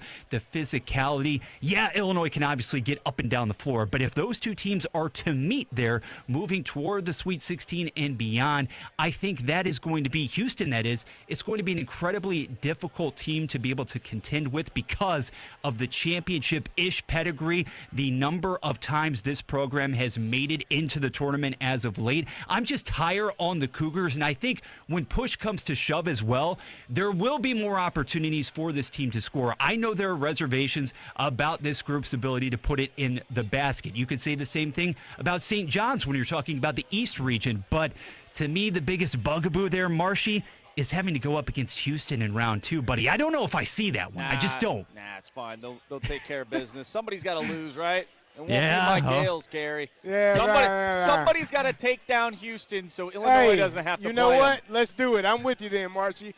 Bradford, I agree with most things you said. I would like to say that when you look at Duke, that scare might have been the one thing that they needed. Sometimes you need to be reminded that, you can be beaten on any given night.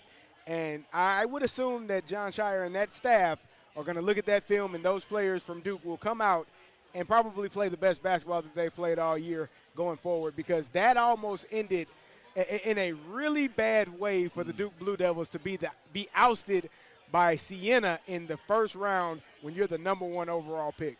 I mean, absolutely. You're talking about just the 8th number 1 seed in NCAA tournament history, guys, to have won against the 16th seed by 6 points or fewer. And Duke was taken to the limit. Make no mistake about it. Now, the defense, it was ratcheted up. The intensity, of course, it goes without saying, that was ramped up in the second half as well. But I don't like hearing those sentiments. I don't like hearing about those emotions after the fact, the malaise. We weren't completely engaged from the opening minute.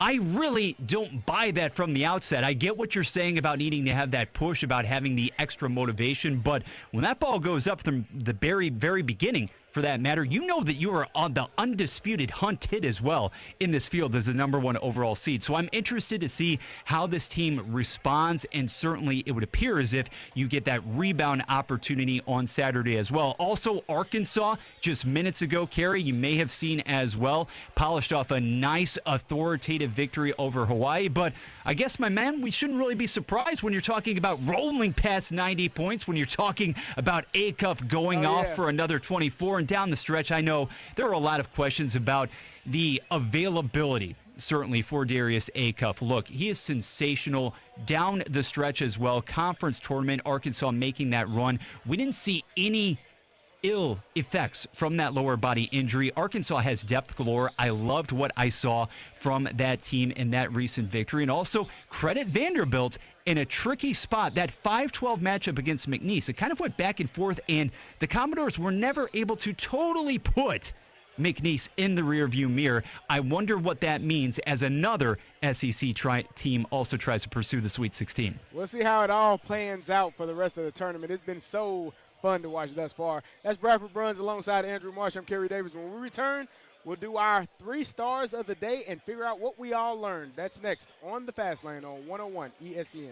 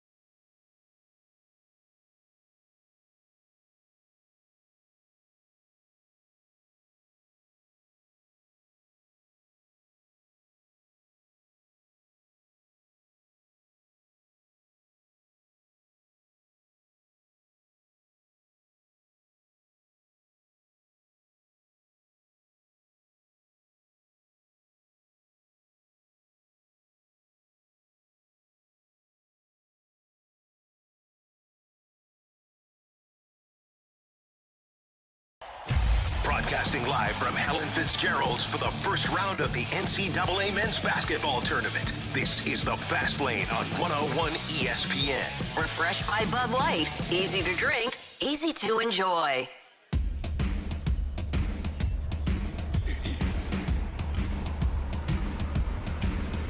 And you're live. If you missed anything from today's show, you can always download the podcast available at 101ESPN.com or via the Dobbs and Tire and Auto Center 101 ESPN mobile app. Podcast, as always, brought to you by Schaefer Door Company. The NCAA men's basketball tournament tips off this week. You can watch the games this Thursday and Friday at 101 ESPN and Bud Light. We were here at Helen Fitzgerald's today. Thank you so much. It has been an awesome venue. We had a great time. Tomorrow, Friday, you can catch both shows, BK and Ferrario, from 11 a.m. to 2 p.m. and our show, The Fast Lane, from 2 p.m. to 6 p.m. We'll be broadcasting live from Ray's Sports House in Soulard.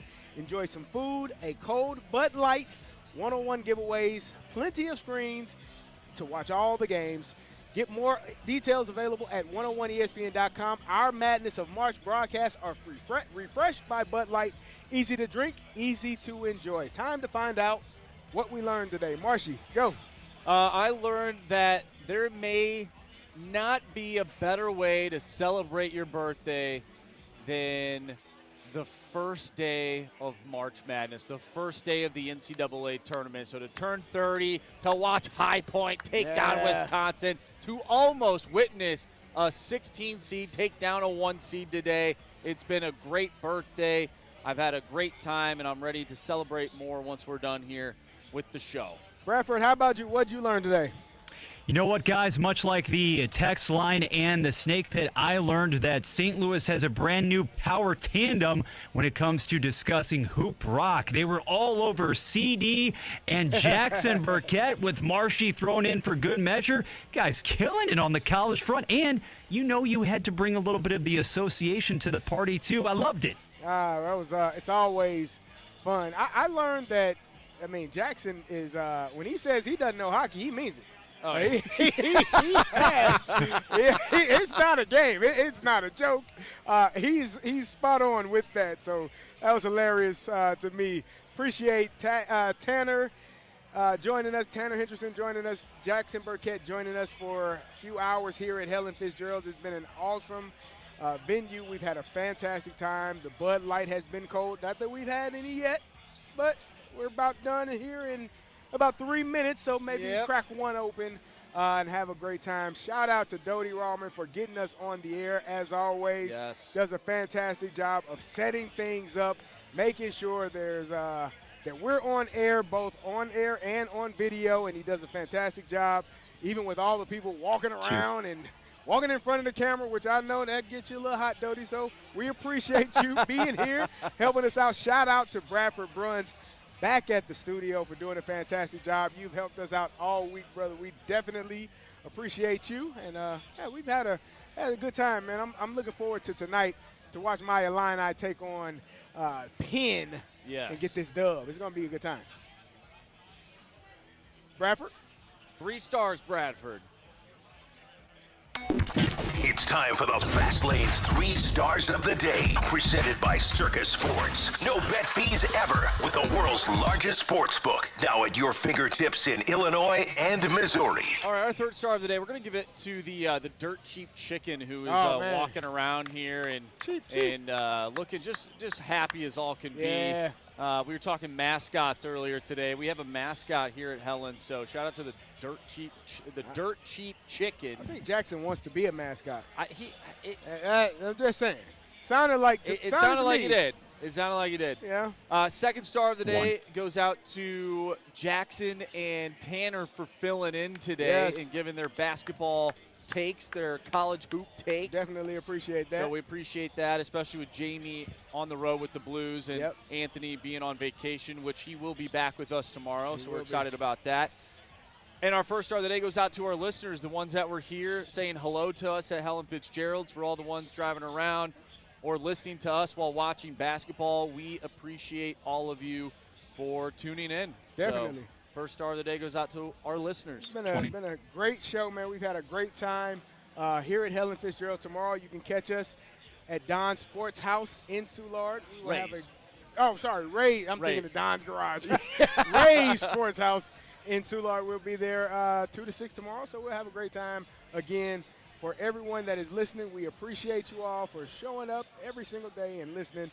For Andrew Marsh, for myself, Dodie Rahman getting us on, Bradford Bruns back at the station doing a fantastic job. Anthony Stalter will be back tomorrow, and we will as well. Until then, we will see you, St. Louis. Peace. Is your garage door talking to you?